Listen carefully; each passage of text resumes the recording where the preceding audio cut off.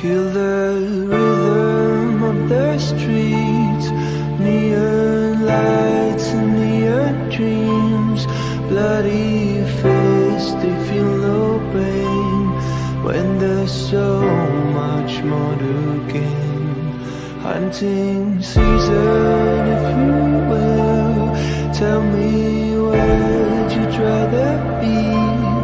I can hardly see the moon, hope we'll get there pretty soon. Trying so hard to release you out of the misery. Hold on to your wishes if you can't hold on to me. Forgive me for letting you down. Forgive me for letting you down again. I guess I'm not strong enough right now.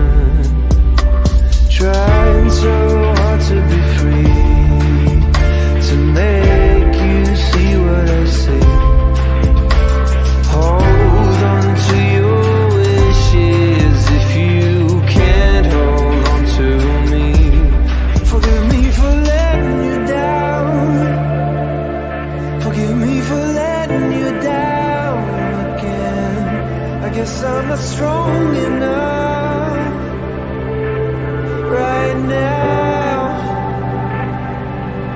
Forgive me for letting you down. Forgive me for letting you down again. I guess I'm not strong enough right now. Oh my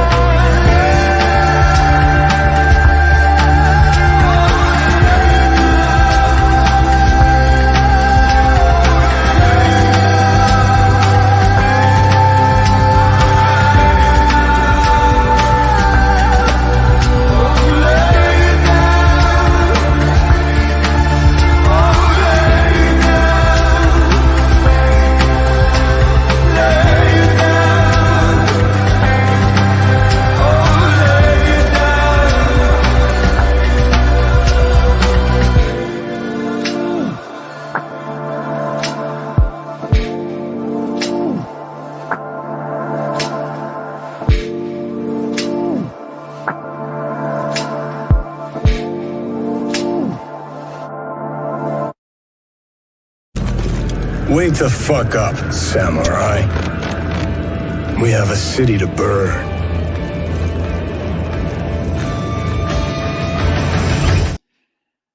Hello, everybody out there in YouTube land. This is your t-shirted historian coming at you with another week in Geek. I got so much on my mind here lately. I mean, you know, it's just... I kind of feel like I need to make 4 or 5 little separate videos, and each one of them will either sound like some kind of introspective bullshit or maybe a rant or something. I don't know. But there's just so much stuff that's kind of pinging off my radar here lately. It's not all bad. Most of it's pretty good, but I definitely went to some very deep places yesterday and today, and I don't know. It's I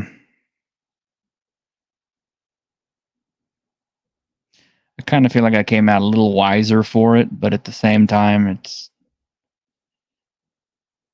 maybe a little bit sadder, I guess. As if that's really possible. But I don't know. It's like people say, just when you think you've hit rock bottom, you find there's always some place lower that you can go. But I'm not going to be all doom and gloomy.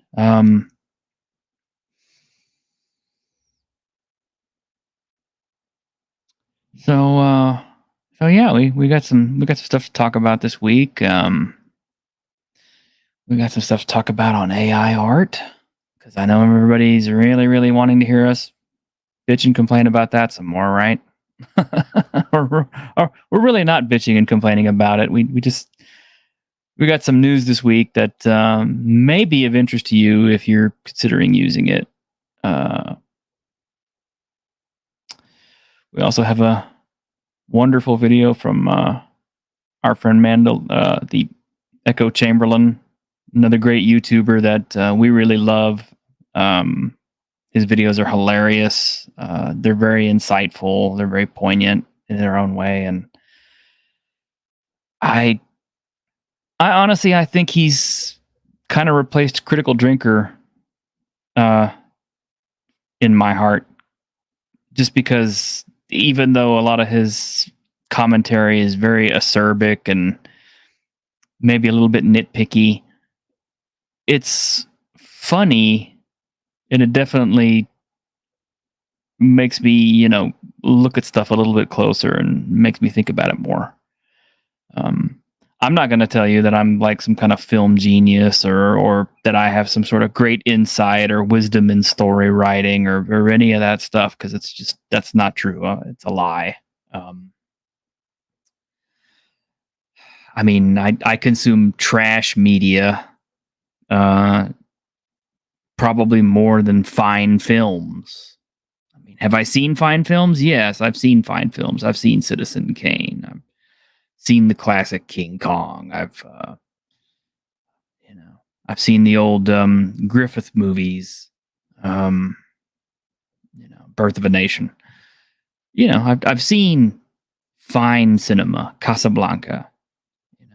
And then there's definitely movies that I love and adore just beyond the shadow of a doubt for the things in it, like Blade Runner. I can't express how much I love that movie. The fact that I find so many details in it over and over again that just excite me, I guess. Little things. But that's kind of like, that's what I notice about films. I don't so much pick up on all the meta plots and this, that, and the other. I do tend to get caught up in the spectacle and the visuals, and I overlook a lot of things, sometimes plot holes and story deviations and things like that. So maybe it's a good idea that I don't become a YouTube movie critic or something, because I don't know that I would necessarily do that great of a job. I certainly don't know if I could bring any insights to a film that some of these other guys do, like Critical Drinker or Mahler or Echo Chamberlain. But I think I see different things in films than most people do. I'll give you an example. I mean, and this is kind of like a just throw shot in the dark ballpark one here. Probably nobody's ever even heard of this film. But it was made by a British director named Anthony Hickox, who is pretty well known for horror. He did a Hellraiser movie. He did, I believe he did the first Warlock film. Great movie. Julian Sands, man, I hope you're okay out there wherever you are. I really do, but considering his age, I think he's gone, guys. I do. Unfortunately, which is sad because he was a really great actor. But Warlock was a great movie, and that's the first film I saw him in, and that's definitely the one I'll always remember him for. But yeah, this film was called Waxworks, and it was, I don't remember when it was made. I saw it on cable the first time. And it's a monster movie, lots of monsters, a lot of tropiness and stuff. And, on the surface, I really just enjoyed it because it was so much fun. Um, but as I watched it a few more times, there were a lot of little things that I really started to enjoy. There were certain actors' performances that I really fell in love with, and there were little touches in the film that really caught my attention. Um, you know, the certain way that a guy in a scene ladles out some gravy, stuff like that. And I mean, and it's weird, you think, it's like, oh, T-shirt, what kind of pretentious fuck are you? You're going and making fine art out of a fucking shitty, you know, uh, 1980s horror movie, right? You know, who am I? It's not Schindler's List. It's not, it's not Out of Africa or anything. It's just, a cheesy little 80s horror movie, but I got lost in that work and I really enjoyed it. And there are other films that no matter how good or how bad they are, I can always find little things in them that I enjoy.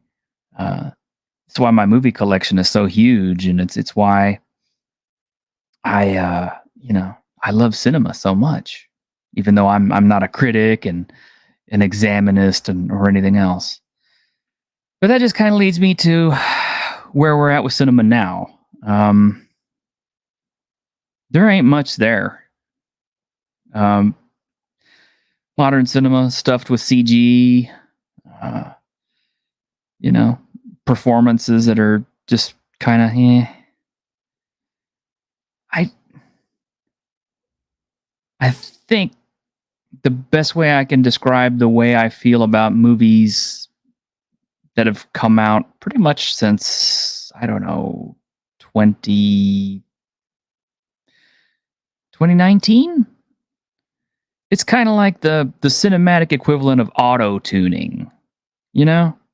You listen to guys on the radio or women on the radio, and you can tell that they've been digitally processed and audio processed, and it sounds just too pitch perfect and all this. And it's been worked on, and it, while it sounds good tonally, it's fake. And it's fake. You accept that it's fake, and you're okay with it because, maybe the tune is good and stuff, but it has no particular charm or quality to it. And it's after a while, you listen to one audio process tune after another and it all sounds the same. I mean, can you remember an artist on a radio that you really enjoyed in the last 15, 20 years since digital processing became a thing?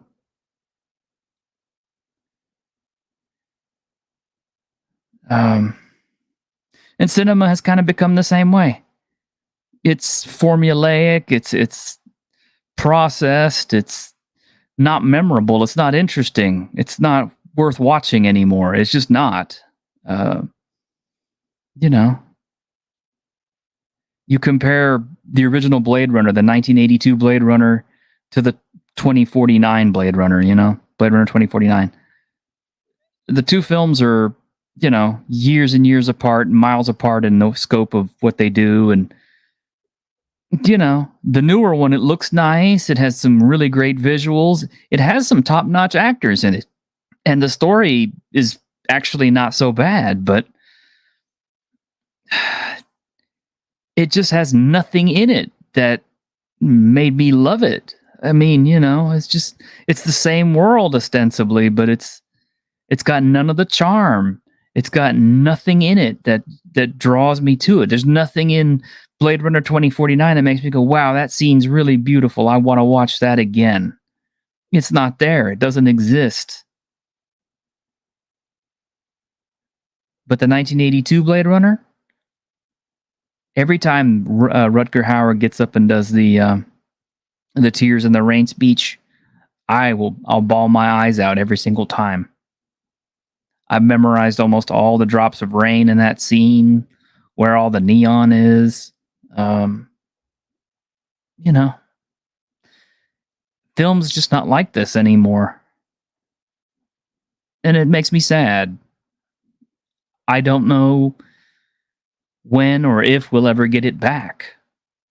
Maybe we've gone too far and, and Hollywood never really will recover. And, we're destined to an eternity of formulaic, cheesy ass, digital processed bullshit films that nobody really cares about, and you won't remember them in about 5 or 10 minutes after you leave the fucking theater.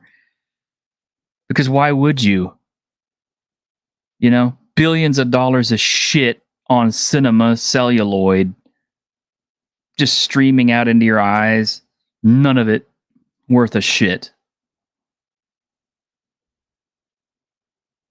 I'm sorry. I'm sad. It makes me upset. It just it hurts. But that's just kind of where I'm at on this. I mean, you may agree, you may disagree. You may say, T-shirt, you're taking this too hard. You're full of shit. I don't know. But that's just my take on it, I can endlessly watch old 80s films till the cows come home and until I can't keep my eyes open. You throw an entire batch of, 2010 to 2023 crap in front of me and I won't remember a single fucking frame of it. And that's just the goddamn truth. Anyway, let's get on after this. Here's my panel, guys. Ice cream and sunshine for everybody. T-shirt, I think this is the start of a beautiful friendship. Oh? If you just want to come out and tell us you're looking forward to Guardians, go ahead. You're ready for all the Marvel movies. I really do want to see Guardians. I want to be excited about it. I really want it to be good.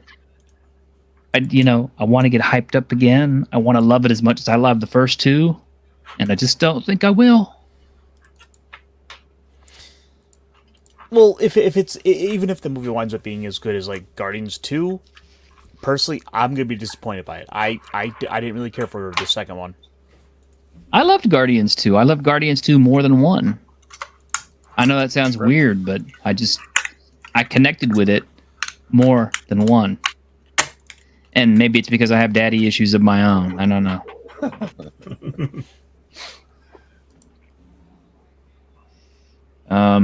Sorry, Greg. I didn't mean to go solo for 20 minutes. I got on a rant and I didn't even track the time. I apologize. It's okay. We all like movies. We're all retro guys. We all have something to say about this thing, Okay, well, by all means, guys, pile in there. I think I've said enough. And then we just proceed to say nothing at all. Yeah, well, that's what it sounds like. I love CGI, and I think movies are better than ever. No, I'm joking.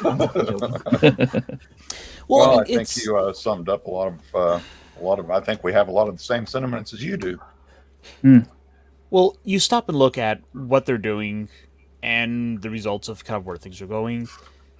Hollywood has ultimately forgotten that it's important to have a target audience. They subscribe to the idea that they have to cast as wide a net as possible and to try to appeal to everyone. Which, of course, means that if you're appealing to everyone, you're really appealing to no one. I agree. And I agree with our audience as well. I'm posting up comments that really hit home for me. The CG has become more prevalent and the movies have become less interesting. It's like old Doctor Who versus new Doctor Who. When the special effects were garbage, the stories were just brilliant, and as the CG got better and the budgets got bigger, the stories just well, I mean, come on. I think you hit the nail on the head. That's the number one thing, right? We don't have to invest in creating a suspension of disbelief. I look at the original thing, right? The practical effects in it for the time were great. They don't hold up, but it's still a great film because we're able to suspend our disbelief and say, yeah, that's what's happening. So it's the same thing that happens at our tables, when we're playing games, when we're watching movies, when we sit down to watch Tube at night, right? Mm-hmm. Condor mentioned he's looking forward to Equalizer 3. So am I. I love the first two. But also, these days I'm more excited for those kinds of movies, kind of like more old-fashioned action movies than like the CGI-filled, like, big blockbusters. Like, I couldn't care less, really, about the new Transformers film. It looks alright, but, like, I'd rather see Equalizer 3 or that, the one with, what's-his-face to play Thor, Extraction 2 that's coming out. That looks awesome. Like, just like old-fashioned, like, 90s style, like just big buff dudes beating the shit out of other people. Like, just give me that. I don't think you have to be one of these pretentious art critics to criticize cinema. I think film and literature and other things, it's a bit like music, if you have to be high on drugs to appreciate the music, it's not very good. It's not very good music.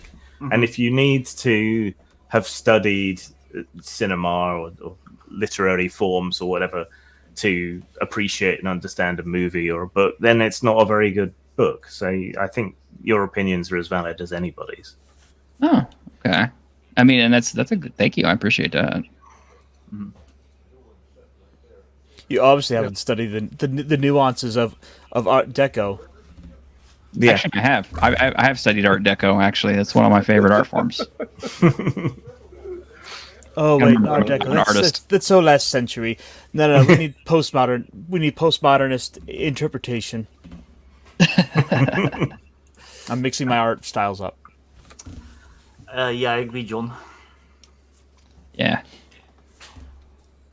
I like the John Wick film. I mean, okay, let's be serious though. It's like I really only like the first John Wick film because the second and third one, I haven't seen the fourth one. The second and third one, they're popcorn action flicks. But I mean, honestly, they're so stupid.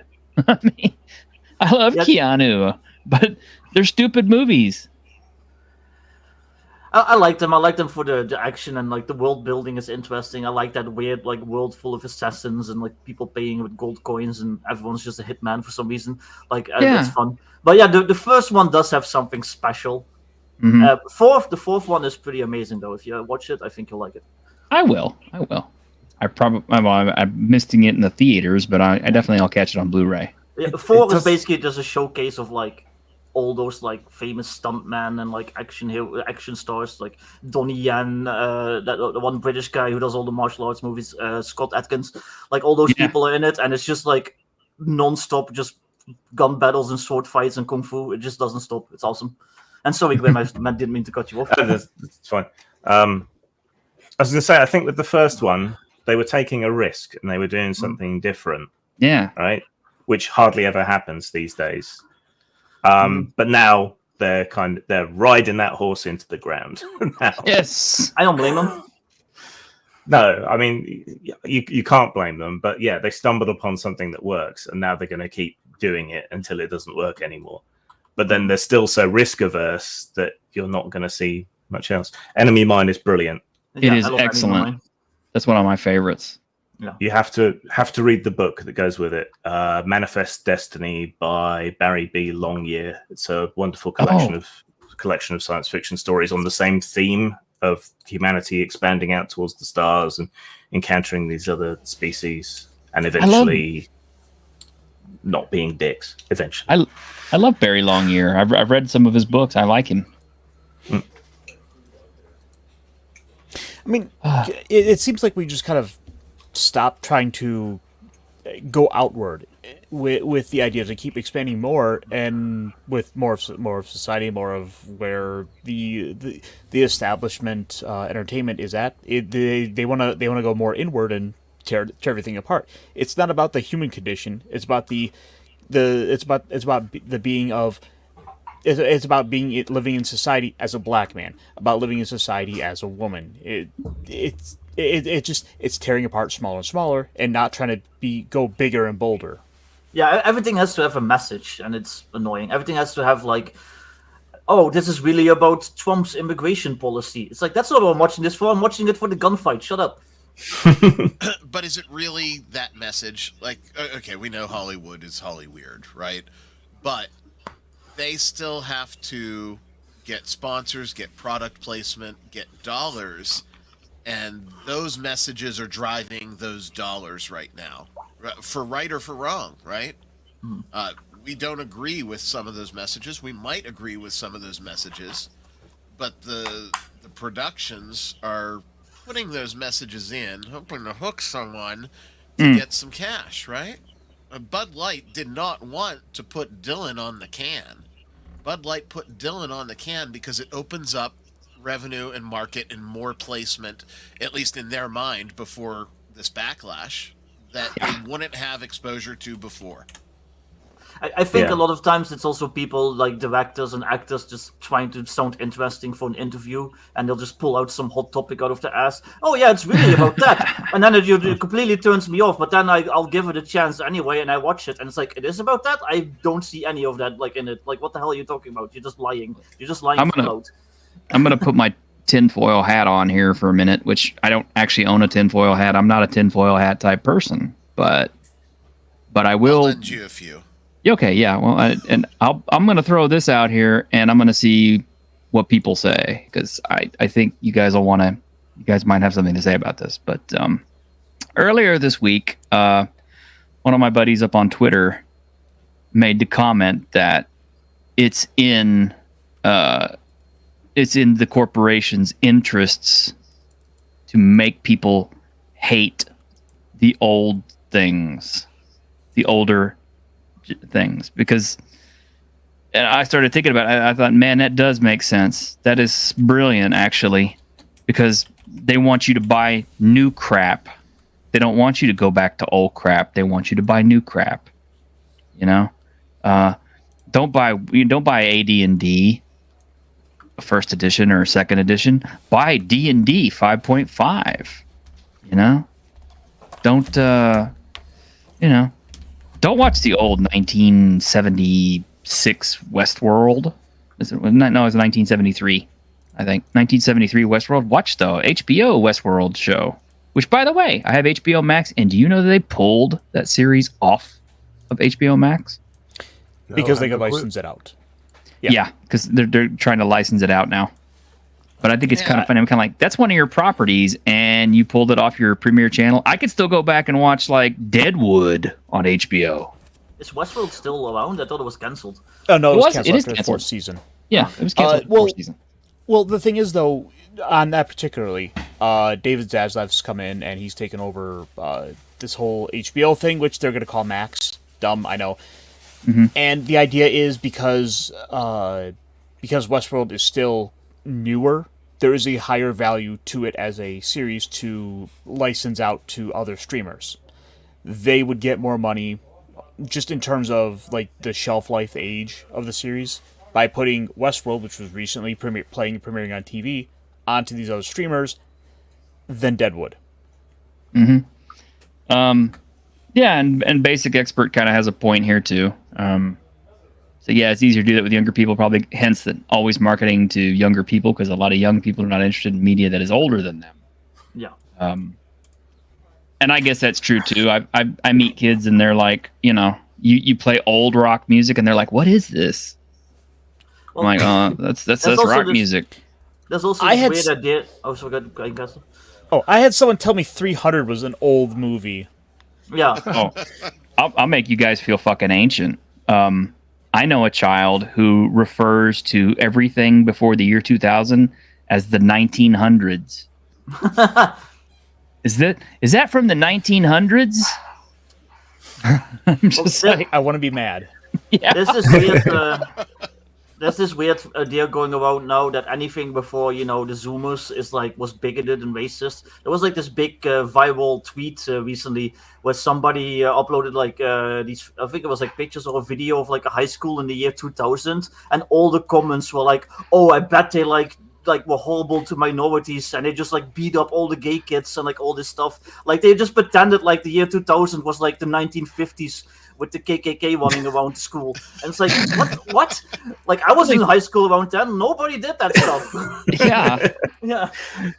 Hey, the resident 20-something in our gaming group refers to anything that predates him as boomer, whatever. It's just automatically prefixed with boomer, even though we are proudly Gen X, you motherfucker. I was talking about on Twitter this week, and we ended up talking about it at our game night last night. I think that Pacino's best role in the '90s was in the so-so film The Devil's Advocate, but Pacino, I think that was his pinnacle '90s portrayal. And he's like, I don't know about that. That's a boomer movie. I'm like, I graduated high school the year that movie came out. Was that the movie? Not was Scent that of the a movie? Woman? Was Scent of the Woman or The Devil's Advocate, where Pacino went from like the soft-spoken kind of like whiny voice guy that he was in like Dog Day Afternoon and stuff to like, hey, I'm Pacino. That like, was Scent of a Woman. Yeah, and he pretty much just kept that up since then. Yeah. I'm the devil. I'm Satan. Who? I don't know about being proud of being Gen X. That sounds like too much effort. Too much whatever. commitment. Whatever. Yes. I'm not sure you guys are right though, because as I've bemoaned many times, there don't seem to be like youth movements now. Mm-hmm. Like there's not.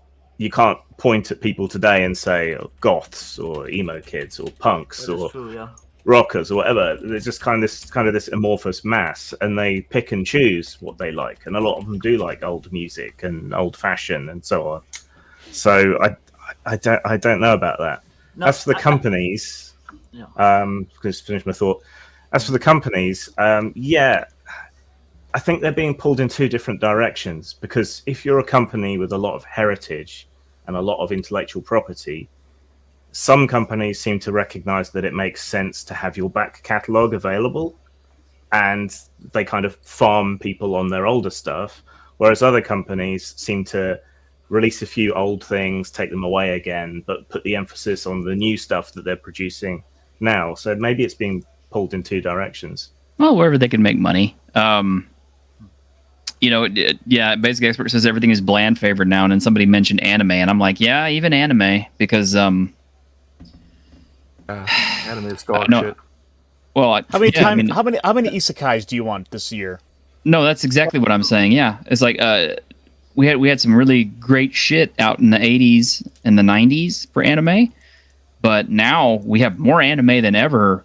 But A, who has time to watch it all, and B, how much of it is all derivative and the same and samey? You know. And Greg, you wanted to jump on this. Well, my major interest in anime died after the death of cell animation. Just for me, I don't like the sterile, flatly shaded, flatly colored, computer-generated aesthetic of modern anime. I know that's how they do it now. They save a lot of money doing that. They produce it very quickly, and there's hardly anyone left who would even know how to do the old school cell animation these days anyway. But I think it looks like shit compared to like stuff from the 80s. Like the stuff from the 80s had depth, that had a lot of grit and like life and like energy. Not all the time. There was a lot of shit in the 80s, but I just in my opinion, anime peaked with stuff like Pet Labor and like like that kind of stuff. Like the art in that is like amazing. Like it's all hand-drawn animations but it's like amazing. And then now it's dog shit CGI half the time. I didn't even hear what you said there, Victor. Yeah, he was talking about Pat Labor. No, I mean his mic cut out. Weird. Yeah. Mm-hmm.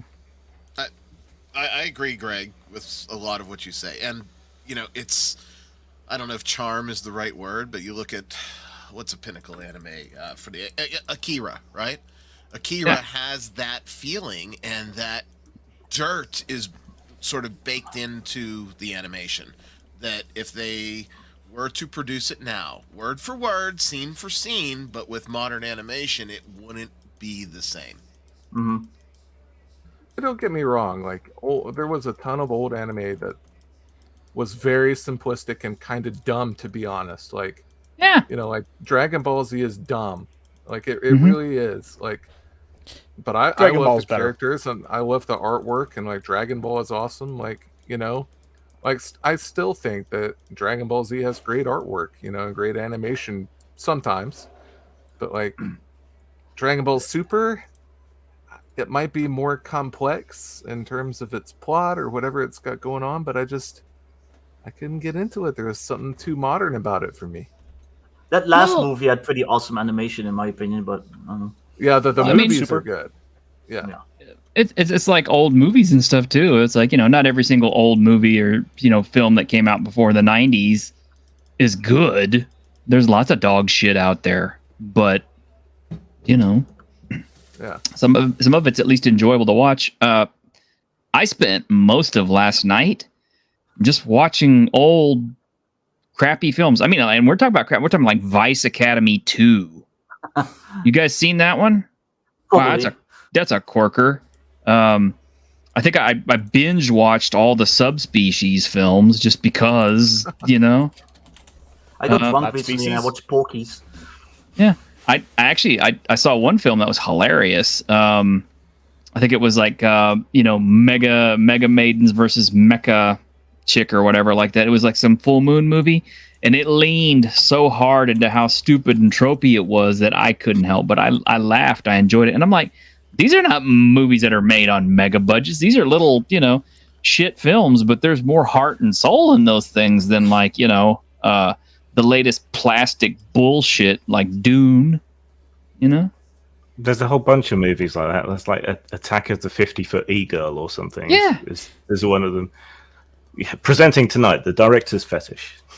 Yeah, I mean, basically, yeah. It's like people make fun of those asylum videos, but they're kind of enjoyable in their own quirky little low budget shitty way. Hey kid, I got $50. You want to make a movie? Yeah, basically. I mean, it's they don't pretend to be anything. I mean, they're just like, hey, guess what? We're like Walmart $10 film to watch and drink beer with and enjoy. I mean, we're not trying to be win Oscars and shit. We're just trying to have fun and make a film, and get paid.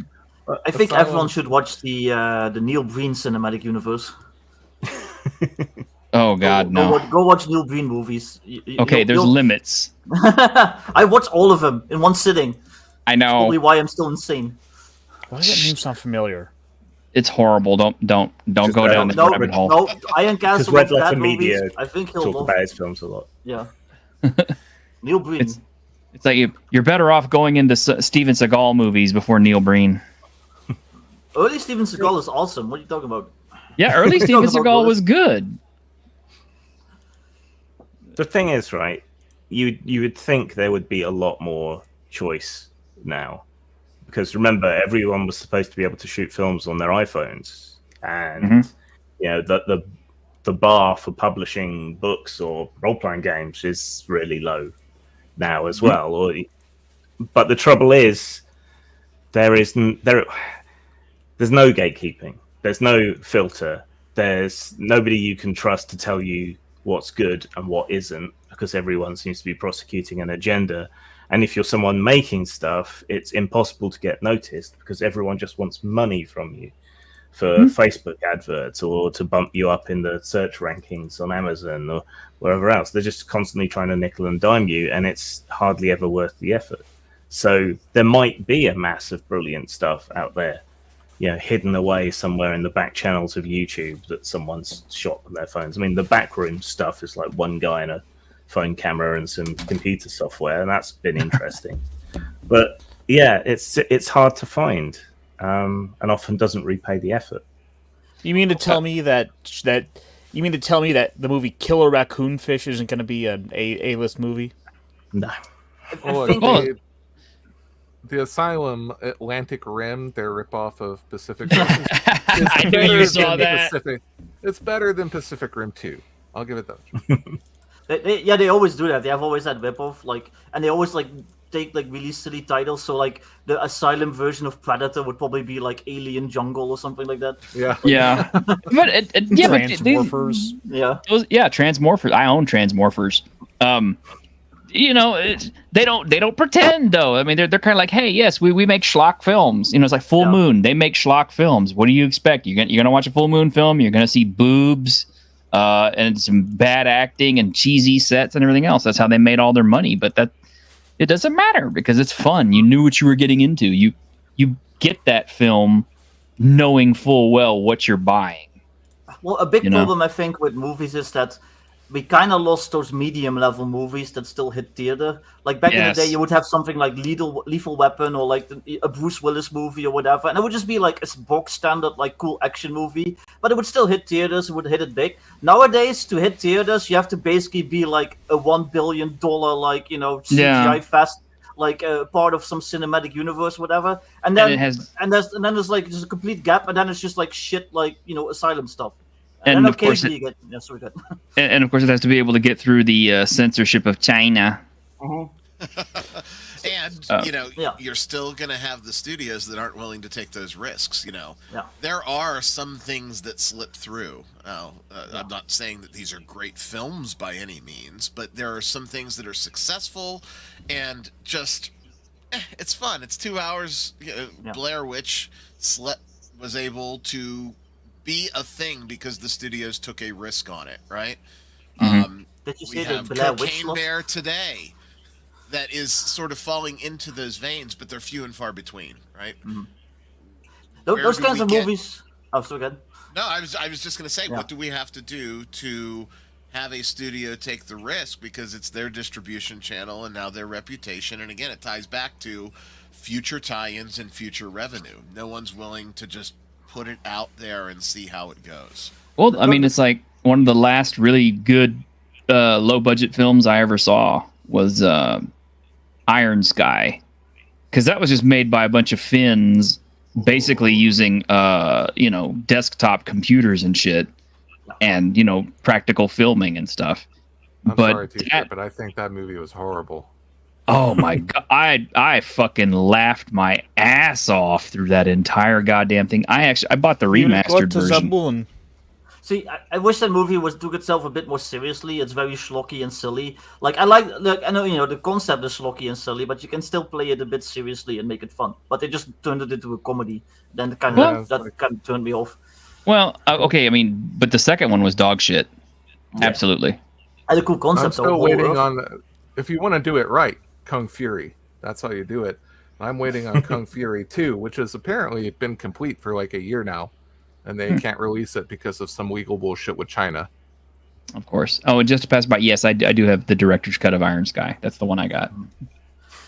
But yeah, those medium-level movies, like I said, Lethal Weapon, Gone in 60 Seconds, The Last Boy Scout, like those kinds of movies, those tend to be more streaming services these days. They're not really theater movies anymore. So, and I think that actually hurts the movie industry. And then you got like Netflix churning out bullshit like Black Cleopatra and all that. Yeah. Actually, a fine documentary. I have to go look at my comment on this. Hang on a minute. Are we sure it's not a remake of Cleopatra Jones? It should be. It would be more interesting if it were. Did you guys see there's a trailer for a Twisted Metal TV series? Oh wow! It came out today. The teaser. It looks cool. It looks fun. I heard there was I heard they were making that, but I didn't know the trailer was out. Yeah, the teaser just dropped today. And the funny thing is, I literally mentioned Twisted Metal randomly in a joke to a friend yesterday, and then today I just see there's like a teaser of a Twisted Metal series. I haven't thought of that game in like 20 years. I make a joke, and then literally the next day, like a thing drops. I'm like, okay. Okay. I left this comment yesterday because our good friend and sometimes panelist, whenever he shows up, I know you're listening, Animane, because you're not going to go back and watch this. But Animane put out a video that's saying, Cleopatra is black now because, of course, she is. And I left a comment on there, which pointed out, I said, rather than focusing on actual Nubian pharaohs, and there were Nubian pharaohs, the 25th dynasty of Egypt was the Nubian dynasty. That's when the Nubians of southern Africa rose up and temporarily became the pharaohs of Egypt. And there were quite a few of them. There was Pai, Shabaka, Shibiktu, Taharka, Tantamani, Atlarnersa. There were actual black pharaohs, but they didn't pick any of those. They picked Cleopatra. And Cleopatra is not the only female pharaoh, because there was Hatshepsut, there was Merneith.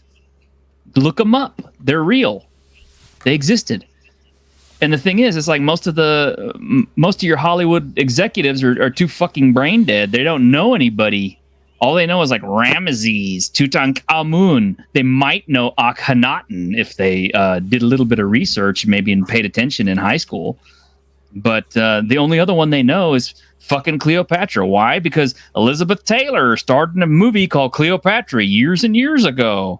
So, of course, if you're a dude in Hollywood and you want to pitch a movie to some asshole at Netflix, you're not going to say, hey, can we make a film about the pharaoh Semerkhet? They'll be like, who? Oh, I meant Cleopatra. Can we do a film about Cleopatra? Sure. Can we make her black? Sell. Sure. Did you hear about the new Disney film, Wish? No. Okay, so it's set in the Moorish Empire in southern Spain, but they're making a big fuss about it as being the first Spanish lead character in a Disney film, but she's Moorish. Oh. And the Moors were not the nicest of people. You know? Yeah, no, they were Should know. conquerors and slavers. It took a few crusades to get rid of them. And Yeah. yeah, they were conquerors and slavers. They're celebrating colonialism and slavery. Yeah, It took my people 492 years to kick their asses out of Spain. yeah. I don't know. The whole like, oh, of course, Cleopatra is black.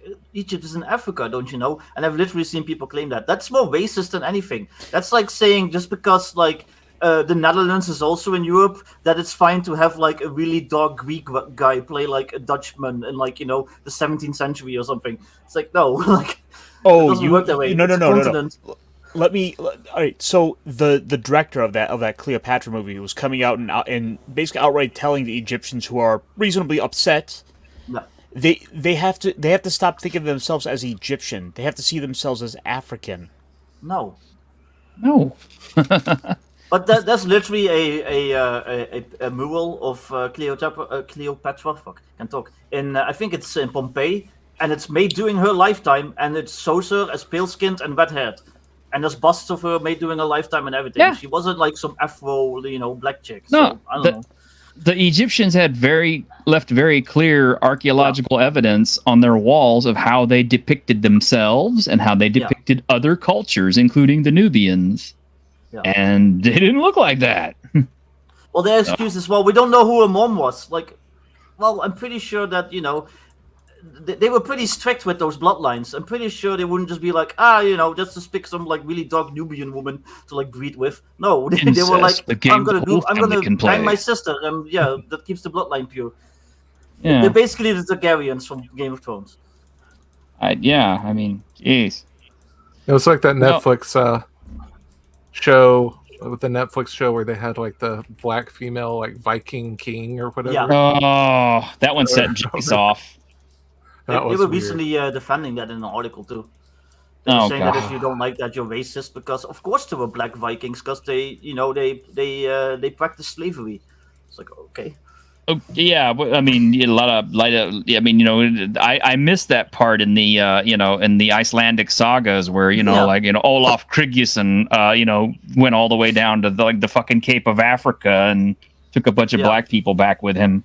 I mean, just to tell you how weird it is I mean, it's like the most significant black person I remember from history, aside from the actual people in their cultures and stuff, is oh god, now I can't remember his fucking name. The Black Samurai guy. Yasuke or something like that? Yeah, Yasuke. Yeah, Yasuke, yeah. Yasuke. And that's because he was, they made a big deal about him because he was in Japan. It's kind of like, wow. Yeah, they literally never seen somebody like that before. Yeah, I mean, it's like the emperor, or was it the shogun? I can't remember. Basically took him out and had him scrubbed in front of him just to make sure that it wasn't just paint or something. I went to this still like boils my piss. I went to a Barnes and Noble a couple of years ago because I want to weeb it up for a while, so I want to go get some books on samurai or something. And I'm looking around their little world history section. I'm like, okay, there's got to be a book on samurai in here, surely.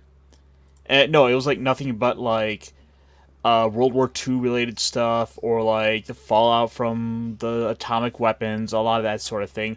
And I looked to one of the women there, like, yeah, I kind of want to find some like historical books about samurai at a bookstore, and it's like the Black Samurai was like the only thing I could actually find anything on from that period, and like the lady looks at me and says, "Oh well, the Japanese are really like private and secretive with their history, so there's not a whole lot." Like, are you fucking serious? Who the? Is she fucking brain dead? She works at Barnes and Noble. Yes. Sorry, I'm sitting here losing my shit on my own show.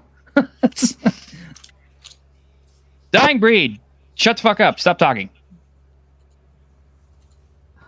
You rang? Yes. Pitch Tell in. us what pisses you off today. Apparently. Yes. Go ahead. Well, I mean, usually the angry old man's my shtick. Yeah. And it seems like everybody else is jumping in on this. So I'm getting close to 40, so I'm just getting angrier by the day. I'm gonna be 50 in 4 months. Damn it. well, I think a lot of the issue is it's kind of a philosophical one in a way, and we're moving away when it comes to cinema, books, or whatever. We're moving away from the individual as a focus, and we're moving to a collective as a focus. And so now everything has to, it's where this idea comes from, that there has to be a message. We have to represent a marginalized group. We have to check these boxes. We have to do such and such. And we have to stick to a formula, because formula is the only way we can make money. Now that's a corporate overlook, but it's a shift overall in the sort of collective thinking that I'm not sure I'm describing what I'm trying to say that well. No, it's okay. You're doing fine. But I mean, I've got this idea in my head that we're, what speaks to the individual person as a human is no longer relevant. We have to speak to demographics on a universal level. We have to include everybody. Now, does that make sense? It does. It does sort of kind of line up with how everything's being turned into a community. It just kind of occurs. That's a symptom of it. I think that's a symptom of it. I believe so. I don't think it's even universal, because there's definitely still groups that are excluded. They're just excluded with the veil of political we're politically correct, and this group is historically evil, so we can do that. Or they just won't see no more, but or they just push them into the margins even further. I mean, like according to Ryan, Jews are not different now. They're not acceptable, I guess. Yeah.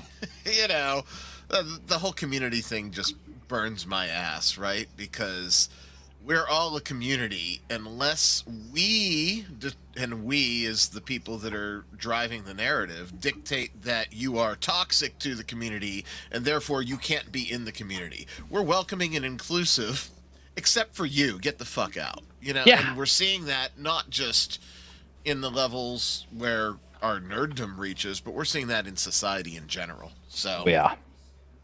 It's this overdeveloped sense that the good of the many outweigh the needs of the few, to kind of go back to a Star Trek thing. And I mean, there's that principle in itself isn't necessarily wrong, but when taken to an extreme, it becomes almost a parody of itself, but it's unaware of its own satire. Yeah, you can find a translation of that in a red book too. So the dilemma of communism: who decides what's the good of the good of the many? Who decides that? Yes, the few. Well, the fearless leader. Yes. Yeah, I mean, the community at the top. The community decides. Well, the title of our sorry, go ahead. Nope. The title of our thing this week is "Who Are Our Heroines Now?" But I don't want to cut you off there, Dying Breed. No, I was pretty much done. I don't even remember what I was going to say. My heroine.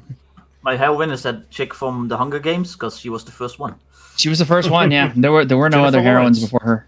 Jennifer Lawrence. Yeah, Jennifer Lawrence. Yeah. So yeah, we're definitely gonna jump into that here in a sec. Also, a reminder: what we're gonna try to cover today is yes, the AI art thing, and Watsy and the Pinkertons, because fucking Watsy again. Yeah. Oh, dude, I cannot wait. Oh my god, I can't wait till we get to that. I was so pissed last week. Our drop, we recorded the day before that came out. Oh yeah. I was so pissed. That's why you go back and just record extra and just shoehorn it in. Yeah. I can't. Breaking I'm, news. Barely awake and alive this week. So I had people ask me like, "Wait, the Pinkertons are still a thing?" I'm like, "Yes." Yes, they're still a thing. Yeah.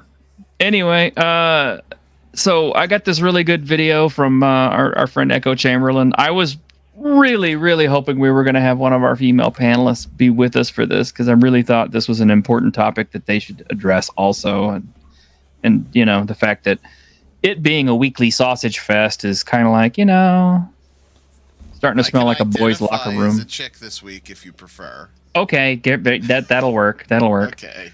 So anyway, he's uploaded this really good video that you should check out for yourself, called Hollywood's Sexless Modern Heroine. Hollywood seeks to empower women, but doesn't see femininity or sexuality as part of that empowerment.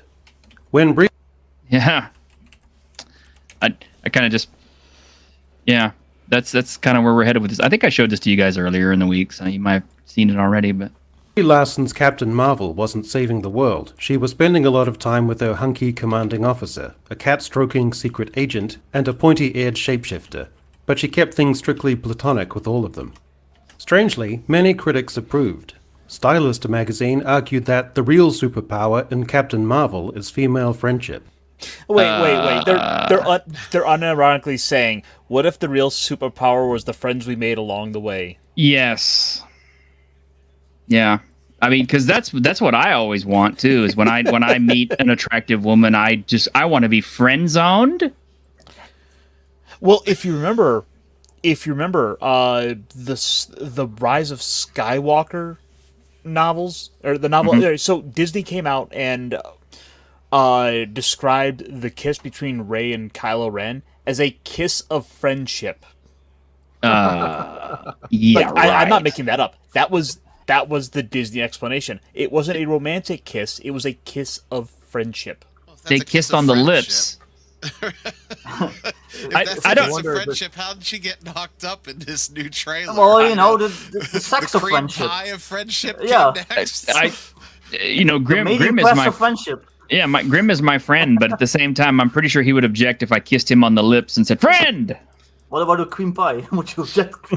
Oh, definitely. But As long as it's a friendship, Vic. As long as it's a friendship. They 'Cause I just am say where I female am. friendship is a superpower because it's so rare. It doesn't like it's like they don't think it doesn't actually exist. So you know when it happens, it's a miracle. While Screen Rant put the absence of a love interest on its list of 5 things that Captain Marvel did better than Wonder Woman. Nothing. Like I could see them saying that about the second film, but not the first one. It sucked better. I mean, yeah, I guess so. I mean, you know. Superheroes have far less romance in their lives than they used to. DC and Marvel joined Star Wars and Lord of the Rings in mass fantasy entertainment featuring heroines who were kind of aromantic and asexual. Yeah. What did happen? I mean, I understand that people were all about, oh, we can't do the male gaze and all that shit, but at the same time, I'm kind of like, you know, if we had our female panelists on here, I would, the first question I would ask them is just kind of like, ladies, do you like to dress kind of sexy sometimes? Do you like to be noticed? Well, that whole thing, women allowed to be sexy, the miniskirt, the bikini, all that stuff. Those were left-wing movements. Those were feminist left-wing things. Like, hey, we want to wear this thing, and like, you know, shut up, you stuck-up conservative males. We want to like look sexy and walk around in the bikinis. And now all of a sudden, like you're a right winger if you like sexy women in bikini. It's like what? Yeah, I mean, wasn't it them who was burning their bras and shit to begin with? I mean, you know, Yeah, now it's exactly. kind of like now they're Sexual looking for revolution better was a support. left-wing. Yeah. The sexual revolution was a left-wing movement. So. Yeah. I mean, a lot of the ideas and for where they're coming from with it kind of stem from this idea that with the relationship, one of them has to be subservient to the other. There's kind of this idea that they seem to get in their head that, in the relationship the man is in charge, and that must be what this means, and we can't have that, so we can't show our female character having any sort of struggle. Or if they do, power dynamics. They stubbed their toe like one time. Yeah, she struggled. Here we go. Yeah, we're gonna get in there. Consider the profoundly romantic and poignant exchanges when Aragorn falls in love with Arwen in The Lord of the Rings. Oh, yes, and watch Grimm's head explode. And the challenges they face as their love grows richer throughout the saga. And Galadriel, Galadriel.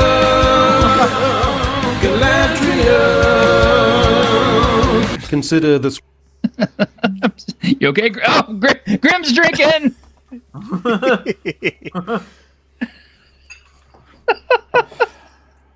Every time we get him with that. Galadriel. screen time allotted to the pair to allow for the nuance of each sensual tendresse, the yearning and the conflict between affairs of the heart and affairs of state, between the spectre of the ravages of time itself. Galadriel, Galadriel, Galadriel. Think of the princess scoundrel flirtation in the original Star Wars trilogy, and the depiction of Padme in the prequel films, not only as an independent, assertive and capable young woman, able in a firefight, but also as a maternal figure, looking forward to her role as a mother. Plus, who didn't like to see her exposed midriff? Mm-hmm. Come on, I mean, she had just great abs. I don't know what they look like now. I haven't looked. But Now compare that with the just good friends lame chastity of the recent trilogy. Looking closer, consider the recurring archetype, again and again and again, of strong, independent women for whom no intimate relationships exist or seem likely to exist. I mean, I subscribe to the theory that in order to get all these actresses to keep the same stoic look, they just fill the room with a little bit of methane gas. you saying they fart around them? Yeah, I'm saying they all look like they all look like they smelt a bad fart and they have to deal with it. Yeah. You misogynist, you. Yes. I see Dying Breed is starting to chew over a comment, but we'll let him stew on it. Until recently, romance and sexuality has been essential to superheroes on the big screen. Michael Keaton-era Batman had Vicky Vale, and the almost dauntingly erotic Michelle Pfeiffer as Catwoman. And who didn't remember that? Her in that latex catsuit. Oh my god. The whip? Yeah. Oh, the whip. I mean, no, just her in the catsuit was enough for me. I mean, Jesus. I would have let. So good. No, somebody said, can you imagine any of these women having sex? Their faces would kill all boners. Well, they just keep making them look very androgynous to begin with. It's you might as well just be having sex with a twink, because, yeah. Well, you remember when Katie Sackhoff was attractive, right? And I'm not saying that she's not, but the characters that she played were, versus what she is in The Mandalorian now, which...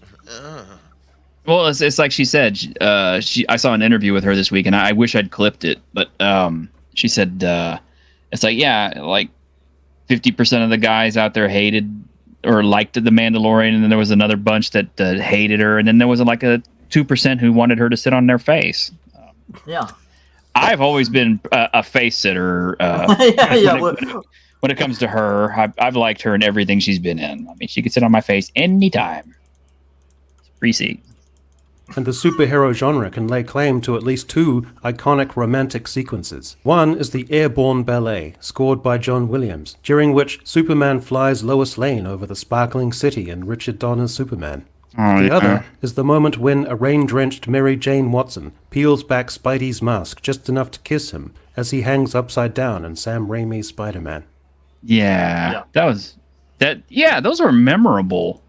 I mean, to anybody who's like, older than 20. Well, even in the new Spider-Man, they removed all the romance because Mary Jane is just like an androgynous kind of bitch girl, and they never even really snuggle or kiss or do anything romantic. They just treat each other like they're just kind of like friends. They're just dudes. Yeah. But in recent years, superhero films have largely dispensed with sexuality, seduction, and romance. Love interests have been sidelined or written out altogether. like Galadriel telling everybody that her husband was dead. What's the name? Celebrimbor? Yeah. Explanation may be that there is just no room for romance anymore. When you've got a convoluted, multi-film epic about 50 heroes foiling a genocidal alien giant, something has to hit the cutting room floor. But I think there are more dismal modern forces at work. The modern generation is, according to polling, the most sexually diverse there has ever been, with up to 20% identifying as LGBT, with... Yeah, I mean, you would honestly think with the influx of new genders and pronouns and people who are exploring their sexuality, then there'd be a lot more of that on screen. And there does seem to be more films that are kind of aimed in that direction. But I have always noticed that they, instead of including those folks as part and parcel of the normal world, they tend to hold them up like signposts. Well, it's also that any of the more intimate moments between them wind up being just kind of crammed down into these little smaller moments that are easily removable for certain nations, for certain parts of the world. You think that's what it is? Oh no, absolutely. Because like we were saying earlier, they try to go for a mass worldwide release, and the problem with that is, one, the Middle East does have a problem with a lot of certain acts. If you want to get your stuff into some of those countries, you have to play ball. You have to get past their censors. Second China, same thing. Well, I mean, okay, it's like if I make a stew and I start throwing stuff in, but then everybody starts complaining and saying, "Oh, well, you can't put that in because I can't eat spicy stuff," or "You can't throw that in because I'm allergic," and blah blah blah blah. Eventually, what you end up having is water, colored water. Well, I mean, the analogy only works so far because it supposes that, hey, if you want to come sell your gumbo in my restaurant, you have to remove this and that ingredients. Mm-hmm. But then what ends up happening is they realize and reason that it would be easier to make it ahead of time with these edits easily made so that we can keep Trim selling them this out. stuff up. Yeah. So if Grim or Victor were happy getting the gumbo like it was before with all the prawns and mushrooms and whatever else goes into it, mushrooms, then you're gonna have it changed because those other people over there are maybe willing to buy it. Oh god, Mortal Kombat. What colored water gives me hives? Yeah, see, and eventually you won't have the colored water either. colored water is what I leave in the toilet after I've had t-shirts too. Or worse, the other, you eventually get the guy who's like, "Can I not have the stew? I'd rather have a donut." Yeah, it's like trying to order pizza for more than 4 people. Yes. See, that's where I purposely order mushrooms because half those people aren't gonna eat my pizza and then I get more. I have pissed off coworkers because I ordered like Alfredo pizza knowing full well they weren't going to eat that. But that's what needs to happen. Oh, sorry, Jim. Go ahead. That's all right. With the varying sexualities, I think there is a problem there because boy girl that's easy. Like there's one combination that goes together. Even boy, girl, girl, it's still pretty easy. But when you've got 50 genders and 100 sexualities, where's the compatibility? It's just easier to leave it out. Plus, it's a huge minefield. You're going to piss someone off if you represent them wrong. Right. Yeah. Further categories and permutations such as non-binary, gender fluid, and genderqueer. It might be logical to extrapolate from this and assume that the breaking down of constricting sexual and social conventions and expectations, the corrosive consequences of societal and self-repression being dispelled, and the affirming nature of unabashed self-recognition would lead to more sexual openness and disinhibition. Strangely, though, the opposite has occurred, with the modern generation also being the most sexually dormant of the modern age. That is weird. I didn't know this. No, go ahead. No, I was done. It's just it gets into a lot of this very, and like it's this ironic like kind of combination of being the most LGBT, the most open to a lot of alternate lifestyles, but then like some of the 2000 sex comedies are too edgy, too dangerous now. You have people outright saying like all the National Lampoon films are too much. Yeah, I actually read a serious. I mean, like somebody actually posted this up as an article thing on why Revenge of the Nerds is a horrible film, because the nerds basically the sorority girls by fooling them and all this other stuff and taking advantage of them and spying on them with cameras and stuff. It's a comedy. Come on. Yeah. Sorry, seriously, man. I'm sorry. No, it's not going to happen. And guess what? In 1984, it didn't happen on college campuses like that either. It was a goddamned movie. Yes. Oh. By the way, buy a physical copy of the movie while you can. I think that might have something to do with this. Like, kids aren't, or like people in general aren't really free to like just like experiment and fool around and make mistakes anymore. Everything has to be codified. Everything is like, oh, you did this, well, you're a bad person. Obviously, you didn't ask for consent or whatever. And like everything got put in little boxes, and it just like took out all the fun and all the, I don't know. I don't want to sound cliche, but it took out all the romance. And like. It is weird though how there's this massive push for tolerance and anything and everything is acceptable, and that's great as far as I'm concerned. But at the same time, there's this prudishness, and it's just weird. I mean, the kink community, everyone now seems to be queer from the last few years, and if you're a cisgender male, you're not. You're not welcome anymore a lot of the time. And yet at the same time, there's a lot of vanilla people coming into the scene just because their tastes are no longer the norm. Yeah. So it's weird and quite hostile and weirdly prudish. Like the meme that is hand holding. Men only want one thing, and it's disgusting. Yeah. Well, what bothers me more than anything else is, and I don't want to say this so much as just, you could figure out what you can read between the lines when I say that, what appears to be, starting to become acceptable now is, people who, are a little more innocent than we're, normal, and that's all I'm going to say about that. I mean, it's just got a wood chipper. Yeah, it's kind of how I feel about it too, sir. Believe me.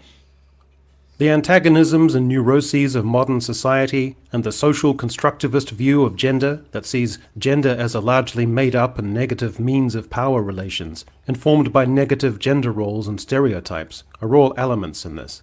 And so, when that younger generation of writers bring certain attitudes and self-inserts and wish fulfillment and identity politics preoccupations into the writing room, you get the current circumstances.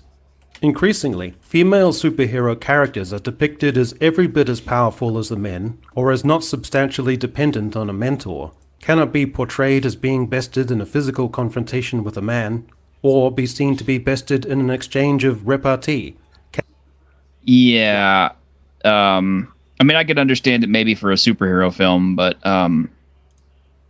there is a pretty famous case I can point to where a transgendered martial artist, and I'm not throwing any shade on transgenders, okay? So if you're watching this and you're trying to clip me for this crap, just take that shit out your head, because it's not what I'm trying to imply.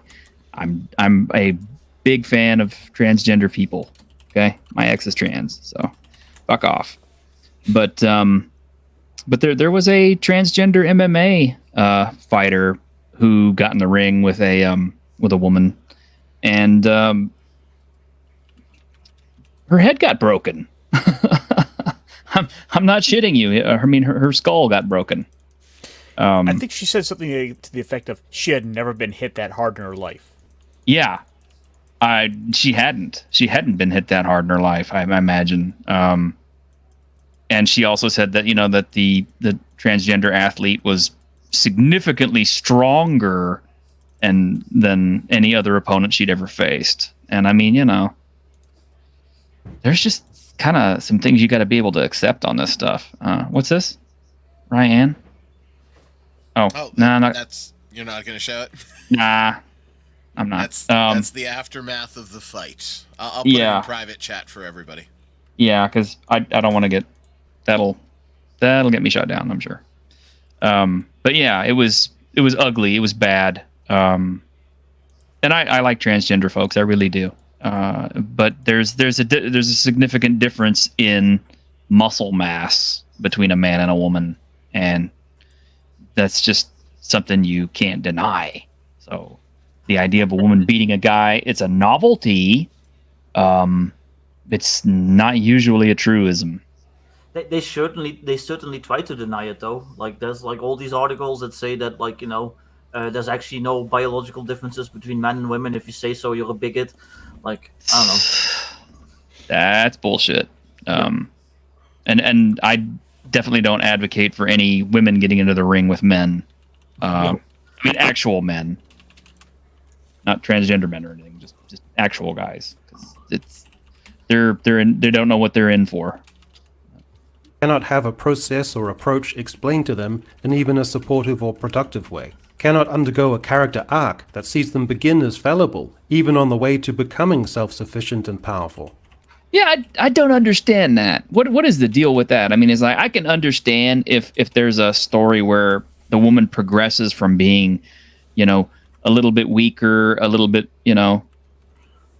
less capable and everything else, and becomes more powerful.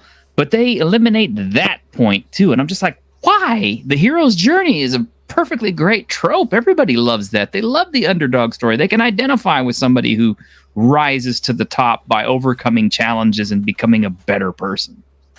Right? Well, people like to say that, well, when you call Ray a Mary Sue, it's like, well, Luke was the same because, he was already like an amazing pilot and blah, blah, blah. Yeah, that's all he had. It took until the third movie for him to be like a halfway decent Jedi. Like when he finally shows up at Jabba's palace and he's like force choking the pig man and stuff. That's awesome because in the first two movies, he's like a loser. Like, Yoda is like riding his shoulders, just like mocking him for being like bad, like all this stuff, like doing the training. Like he gets his hand chopped off by Vader during like their first fight, like all this stuff. Meanwhile, Rey, like she already like instinctively knows how to like do all these force powers. She almost beats Kylo Ren in their very first fight. Like there's all this stuff. She has like no growth. She already starts off awesome. She's already like a mechanical genius. She's already an amazing pilot, even though she's some like desert vet who like just trained on a fucking flight simulator, like Windows flight simulator, basically. She knows Millennium Falcon better than Han Solo. Does. Yeah, she flies better than Poe, who's supposed to be the pilot character. Like she shot down. She doesn't shoot down one TIE fighter. She shot down 3 at the same time.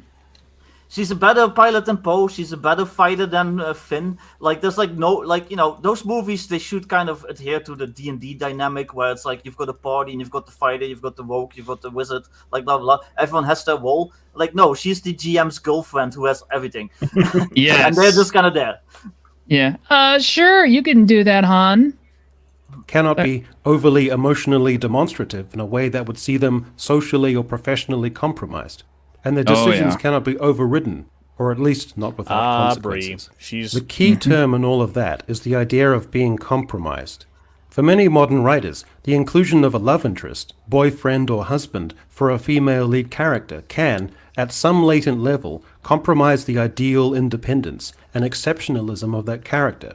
It may imply the emotional parity and compromise inherent in any healthy relationship.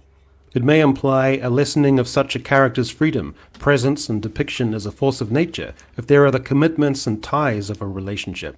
And it may even imply the consequences of a furtherance and consummation of such relationships, such as child rearing or domesticity, and limiting compromising gender conventions. Yeah, I guess that all kind of feeds into that whole, like, we don't want to be seen as just baby makers anymore. And yet these are the same people who will turn around and call women, what's the word they use now?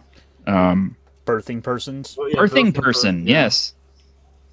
Yeah, birthing person. Because everybody can have periods now.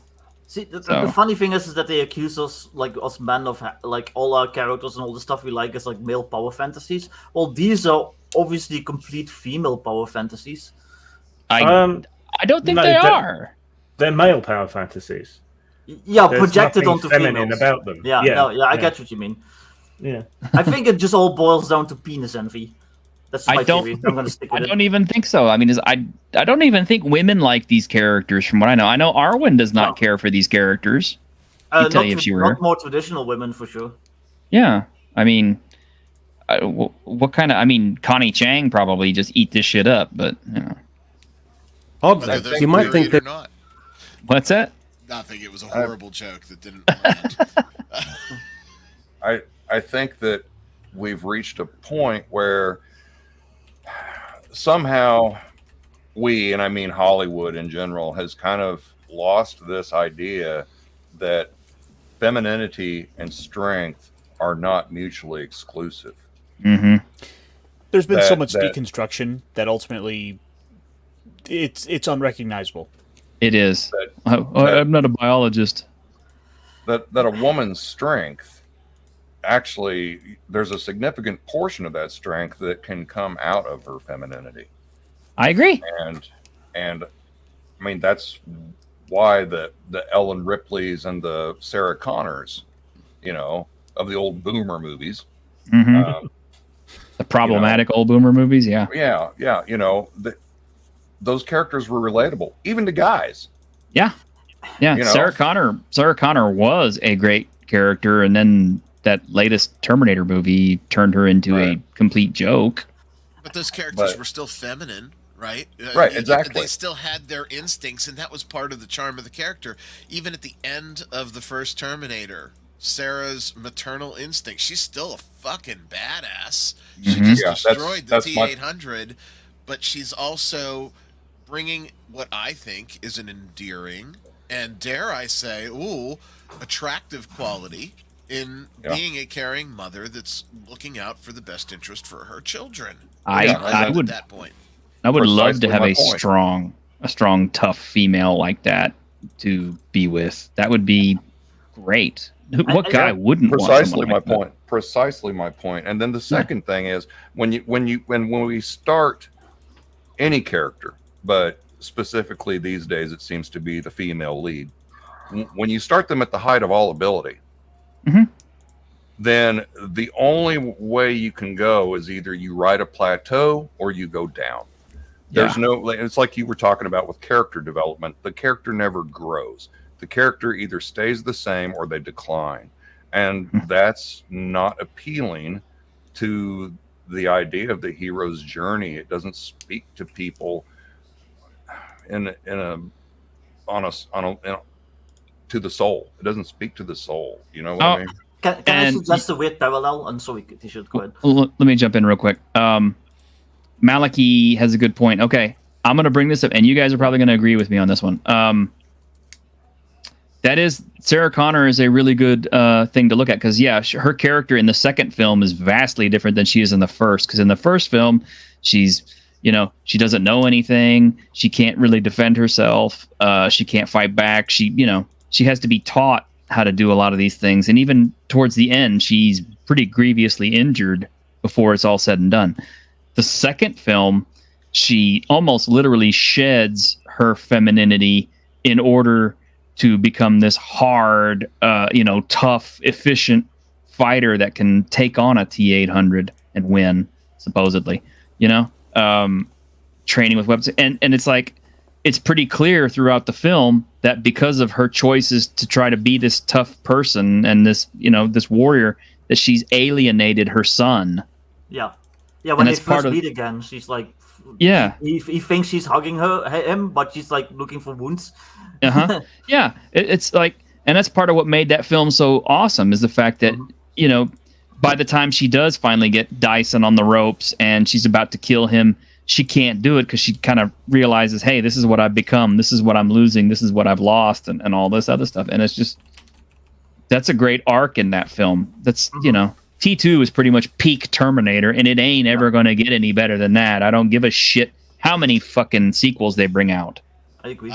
I want to jump in here. I had a visit from one of the fairer sex down here just now, and what are you talking about? And I told her, and she said, "Fuck that! I want to be romanced, and I want my knight." So there you go. Well, can I suggest a parallel that I don't know, you guys might agree, but I can kind of see a parallel between this and the fashion industry. The fashion industry, they promote these women, they're like, very like androgynous and skinny and all this stuff, but that's not like but that's not like women promoting that standard. That's like weird fucking like German gay guys and stuff. So like I kind of see a parallel in that because the writers that they hire, like they're of certain demographics. They're like butch women and like bitchy gay guys and just like cranky wine aunts and like stuff like that. And I just really like to see the skinny, perfect women. I like them to look like toothpicks when they wear my clothing on the runway. I kind of feel this is almost the same thing. It's just like it's their what's the word? Like vision of what a woman should be projected onto everyone else. It's their fucking fetish, is what it is. T-shirt. Yes. I want to chime in for a moment just to point out that it is 6:30. If you want to move over to the D&D topic, so we can kind of at least touch on that. Wine-ons, Witches of the Coast. You guys are really pushing on. I really wanted to push through this, but okay. I mean, you can always catch the video, I guess. I dropped the link to the guy's channel, to Echo Chamberlain's channel in the chat. So okay, guys, give him a subscription. Definitely worth a watch. Absolutely. I love Echo Chamberlain. I would love him to come on the show someday, but I don't know what his schedule looks like or even where he's located. I'm kind of guessing. I don't know. New Zealand or something. I've seen him I've seen him on with Drinker the last couple of weeks on Drinker's Thursday stream. Are you serious? Yeah. Oh wow. Okay, well, I'll have to catch it. I don't catch a lot of Drinkers live streams, but and I do still want to touch on the AI art stuff because that is kind of important to people. But yeah. So like, Watsy sent the Pinkerton agency after this guy who got sold a bunch of Magic cards that were, I guess, breaking street date, or were supposed to be breaking street date, and which he legally purchased, by the way. Yeah, they just sent the wrong pack or something. Yeah, they just sent in the wrong packages of stuff, and sounds like something you could solve with an email, maybe. Yeah. And if you're gonna send goons out, you send them to the store that broke the street date. Yeah, exactly. Well, it wasn't a store; it was a distributor. Also, who even sends Pinkertons? Watsy. Well, no, I mean, and they've done it more than once. It's They've not done the it more than 1860s once. A anymore. couple It's months ago with the 20s villains, they would still send Pinkerton. Yeah. no, I just mean it's not the 1860s anymore. It's 2023. At least send like Blackwater or something. Be modern. SEAL Team Blackwater 6. costs too much. T-shirt, Blackwater can you- costs too much. T-shirt, can you play the Simpsons clip, which is 20 seconds, or will that get you demonetized? I never fuck know. with the Simpsons. That might. I I don't- probably will take the stream down with all luck. The hired, So- hired goons clip. Who is it? Oh, Goons. goons. Yeah, it's the Simpsons. I think I'll probably get our stream taken down. It probably will because they're too well known. A Too German forklift video got my stream taken down. Let alone the Simpsons. a fucking 1982 movie got my stream taken down just for showing too much of it. Yeah. So yeah, At I'm the, pretty sure something as current as The Simpsons would get me gone. At the end of the article on Gizmodo that I read about the Pinkerton thing, where they were talking about this isn't the first time, I found an interesting little paragraph. There are other connections between Wizards of the Coast and the Pinkerton Agency. Robin M. Klimek, who has been the Director of Security Risk Management at Hasbro for 12 years, was previously the Director of Supply Chain Security Practice at Pinkerton Consulting and Investigations. Oh, of The course. the current manager of Global Investigations is also a former Pinkerton agent. How about that? Quo, right there. Yes. Just call up an old work contact. Yep. I mean, one thing you can If say about they're- Wizards of the Coast, man, is like anytime you want news, they will generally tend to come up with some. I swear to God, this year I've been like, okay, that's it. There's nothing else WotC can do that's going to surprise me, and then they surprise me. Oh, yeah. But every were you time. really surprised, Dying Breed? Were you? Yeah, I was. Pinkertons? Oh yeah. When know. you read it, you first said Pinkertons, and then you said, "Yeah, they would. They would, right?" I don't think anyone immediately read that and said, "Someone is taking the piss," right? Hey, now, wait a minute. Go I ahead. know Matt. historically, The Pinkertons are a modern and diverse agency. Oh my. At least they got so I that know right. historically they've done some bad shit. Mm-hmm. Yeah, they have. Yeah, and You think a But more rebranding currently? would have happened between 1890 and now? Maybe But it's not a the recognizable name. Pinkertons. For the wrong fucking reasons. Well, it depends. I mean, if you want to break a strike, Yeah. if you're a corporate overlord, it's a good name. Yeah, if we Yeah. want to catch If Jesse James or something. if you got to run the cattle ranchers away so you can build the railroad. Yeah. Mm-hmm. Not to mention, yeah, if you play a Red Dead game. But Oh, it's just classic. I mean, I feel bad for the people whose doorsteps they showed up on. but it's and I've just, I mean, kind of watched it's- some of that stuff going on too. It apparently, according to the guy who, he's released videos since that happened, and he said that he found out later that the Pinkertons had gone knocking on all of his neighbors, his elderly neighbors, because it's a bunch of old people living in a community. You gotta imagine, okay, it's a neighborhood full of septuagenarians and octogenarians. That's 60-year-olds and 80-year-olds to you guys who don't understand. Boomer. Yeah. Anyway, yeah, it's like an old folks neighborhood.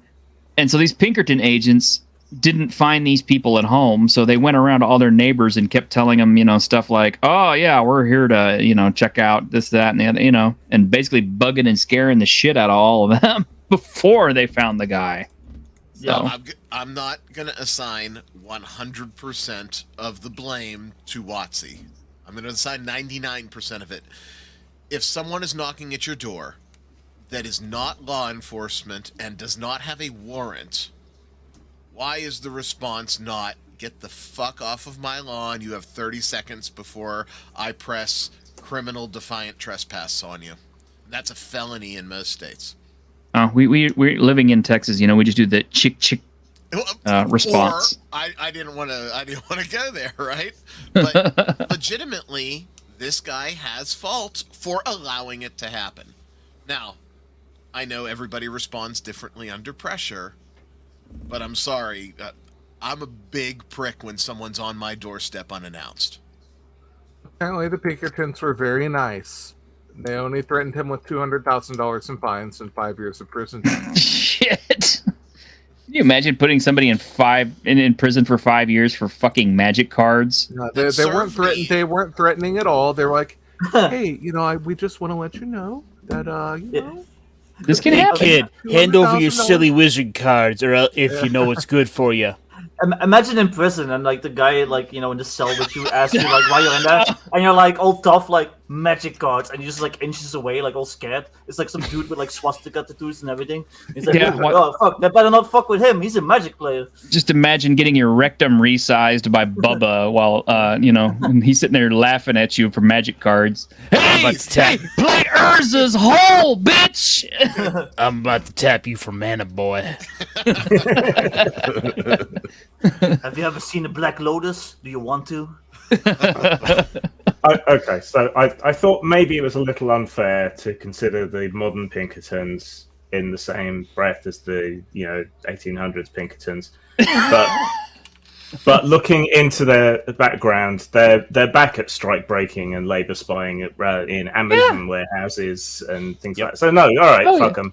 I was They prepared to haven't be changed nice, except for their suits. That's it. Yeah. Well, and the their same own assholes they've always been. Yeah. They just They're have run by Glocks now instead of Securitas six now. guns. Yeah. Yeah, their firepower got better, but that's about it. Yeah, but Probably they still don't know have what's bowler on the hats. other side of the door they're knocking on. I mean, we make jokes about Watsy wearing jack boots, but apparently they really do. They actually do. Yeah. Actually do. But kidding aside, they are quite diverse. They had the first female law enforcement detective in the States, Kate Warren, who bodyguarded Abraham Lincoln for a while. Oh wow. Yeah, look how well that worked out for them. Yeah. But diverse. She was powdering her nose and he got shot in the back of the head. I mean, And Abe would still be alive if she hadn't fucked it up. Yep. Yeah. Good Maybe. going, Pinkertons. Yeah. That's what's funny to me though. So Gygax gets decried for being like a sexist and like all this stuff because of stuff he said in like on like old forums in like 1997. Meanwhile, these same people, they support Wizards of the Coast, who literally sends Pinkerton agents after people. Well, it's like, come on. Okay, just to put it on into perspective though, it's like there was a time when TSR was pretty damn litigious. Yeah, but litigious is different from then sending Pinkerton agents at somebody's door. Dude, Gygax never hired mercenaries. Yeah, basically. Now, and Vic, mark this day down. I'm going to defend the Sparkle Trolls on this one too. They are equally uproared about this whole thing. It's not quite the OGL level, but they're not exactly looking at it and saying, "Oh yeah, it's okay. They sent the Pinkertons out." Yeah, but at the same time, the next time they're gonna have some press event and they're just gonna send nice press packages to all the influencers. They're gonna show up like lemmings anyway. Meanwhile, they bitch us every day for liking old school D&D because Gygax was a bigot. I still love that. Yeah, they'll have Connie Chang show up at their event and totally derail the shit out of it and pay her to do so. And in the meantime, they'll send jackbooted thugs to your house because you accidentally got shipped some fucking magic cards. Yeah. Wow. Eventually, the only person on their side is going to be Garibay. Really? They better hope he's wealthy. He's gonna be the CEO eventually at this rate. I seriously think he is just a meme in progress because it's seriously everything that he says. I'm pretty sure he doesn't believe half of that shit. There's no way anybody could be that brainwashed and that hardcore into it. Apparently What's sad is it's not even getting him that much traction. No, it isn't. His videos don't do shit. So, Apparently he followed the Basic Experts channel the other day, so that should be wow. Well, that's probably because he got mentioned. He'll probably come follow this one now, too. It's okay, Nick. We're not going to say very much about you that much. I mean, we just happen to bring you up in passing, en passant. It's not like we're attacking you personally or anything. No, we're just saying that in about 2 weeks, you're going to give everyone a reason to forget about Pinkertons. Yes. It hasn't happened yet, but it's coming. You just gotta wait to see WotC trend, and then you just like hang your head down and say, "What do they do now?" Mm-hmm. Yeah. I just like how a lot of the old school players, the OSR guys I know, are like, well, 5e can do what it wants. They can do a virtual tabletop. I've still got my old books. Ain't nobody going to take those away from me. And now I'm like, okay, maybe. you might have some goons show up outside your door, and we need your orange spine books, boy. But you see, the problem with that whole thing, Dying Breed, is that's how we got in this place to begin with. Yeah. We said, anyone and everyone, come on in, tourists or permanent resident homeless campers alike. Come on into the hobby, have a good time, do it your way. You're not bothering our game, and that was 20 years ago, and look where we are. Yeah. I mean, we should have gatekept. What if this is all just a big elaborate way of WotC announcing they're working with Sam Hyde on his fishbowl show? Nice. Well, let's see. We got about 19 minutes, so we got enough time to cover this, I think, real quick if we're clever with our time. But yeah, there's some recent U.S. legislation that regards AI art, which is kind of important if you're a creator, content creator, or thinking about it. I'm looking at you, Raven. But yeah, apparently AI art cannot be copyrighted. So Yeah, makes sense. Not that I would do this, but let's say, and I'm also not encouraging anybody to do this because it would be a dick move. Don't do this. I'm just giving you a for instance. Okay, let me make that clear right up front. But let's say our good friend Miguel Ribeiro, his Wretched Space book is made with Midjourney AI art.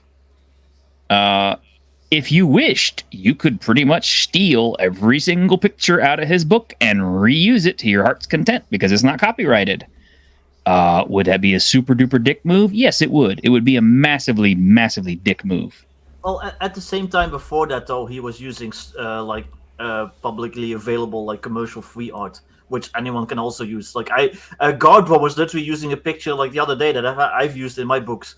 That's commercial free. So I mean, what's the difference? The only difference really is that he spent a couple hours on Midjourney putting some stuff together instead of searching the commercial free and stuff.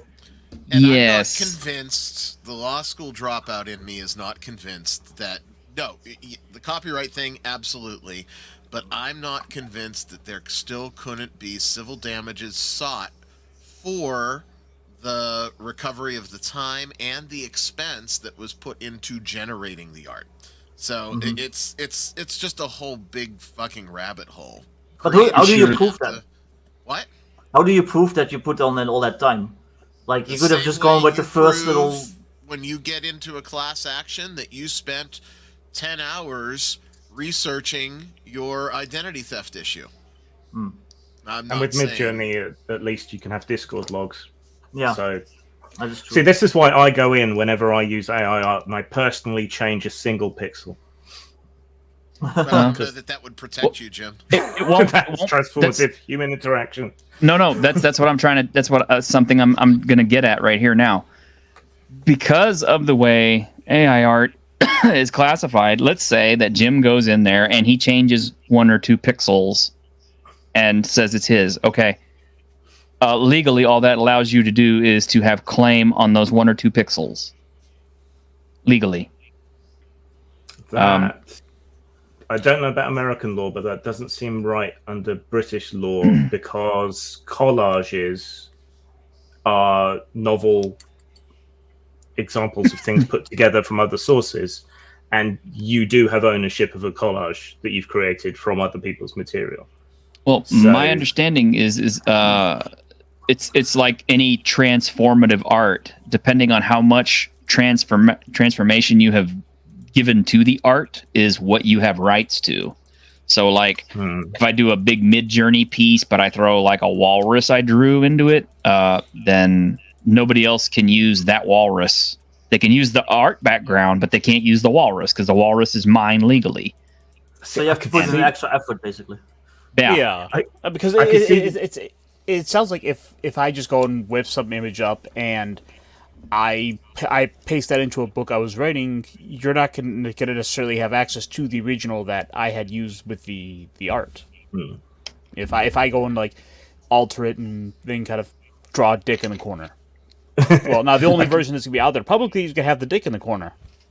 I could see the argument for derivative works. But in this case, you're creating the original prompt that creates the initial artwork, which you then alter. But since the ruling is that since you create the prompt, but it's the AI that determines how it uses the prompt, and the AI can't be copyrighted. Right, but if I made a collage of public domain artworks, I could copyright the collage, even though the content within the collage is made up of public domain works. Right? Yeah, I don't know. I mean, like if you made a collage, it's a mess. If you made a collage of AI artworks, how much of that would you? It's not a done deal by any stretch of the imagination, right? This is going to be contested and appealed, and I'm sure that there are going to be follow-up or derivative lawsuits on this one too. I'm not that bothered about it, to be honest. Well, I mean, there's also the larger question though of not just art, because you got to think of like text itself. I mean, you can go into some of these services and kind of type in a screen, have it like give you a basic outline for a script. Yeah, I was just about to get there. I've been playing with an AI all week. A chat-based AI, not an AI art. I mean, it does generate AI art also, but it's mostly a chat-based. And it's really interesting. I know it's an AI I'm speaking to. I know it's just generating, responses based on whatever algorithms and shit that it's picked up and all this kind of stuff. It is an interesting source of information. A lot of times it'll just spew out facts and shit that anyone could look up on Google or whatever. But there are moments where, I'll literally like role play with it, and it actually does generate some very thought-provoking responses. It does almost kind of feel like it is another person you're speaking to. It's kind of creepy. And the deal is, I'll save some of these role plays for fun and look them over again. And I start thinking, damn, you could turn these into books with a little bit of work. You could turn these into actual role plays. And I mean, just throwing this out here for Grim as an idea, or anybody else out there who wants to take this. You could, using the right AI software, I'm not going to name anyone specifically because there's tons of them out there. You can look them up yourself. You could create your own AI based character / world or whatever, interact with it to such a degree that between the input that you give it and what it gives you back as a response, you could generate your own campaign settings. Now, I mean, mechanics and stuff I think are still mostly up to you. I mean, the AI might give you some idea on mechanics if you hit the right AIs. I tried it with mechanics. Oh, did you? How'd it work out? It was interesting. It was a bit generic. It seemed to be focused mostly on D20. I ran several iterations of it. But there were things that popped up that were really interesting game design ideas to me. Things that I was like, I don't know that I've ever really heard of that before. And which, it probably was an obscure source that it was deriving it from, but still, it's not like I would have it write game mechanics for me, but there was a lot of stuff that you could use to kind of catalyze thought and direction, and to kind of, come up with ideas and and you could minefield. expand on it. Yeah, and it was really, really interesting to me. Mm-hmm.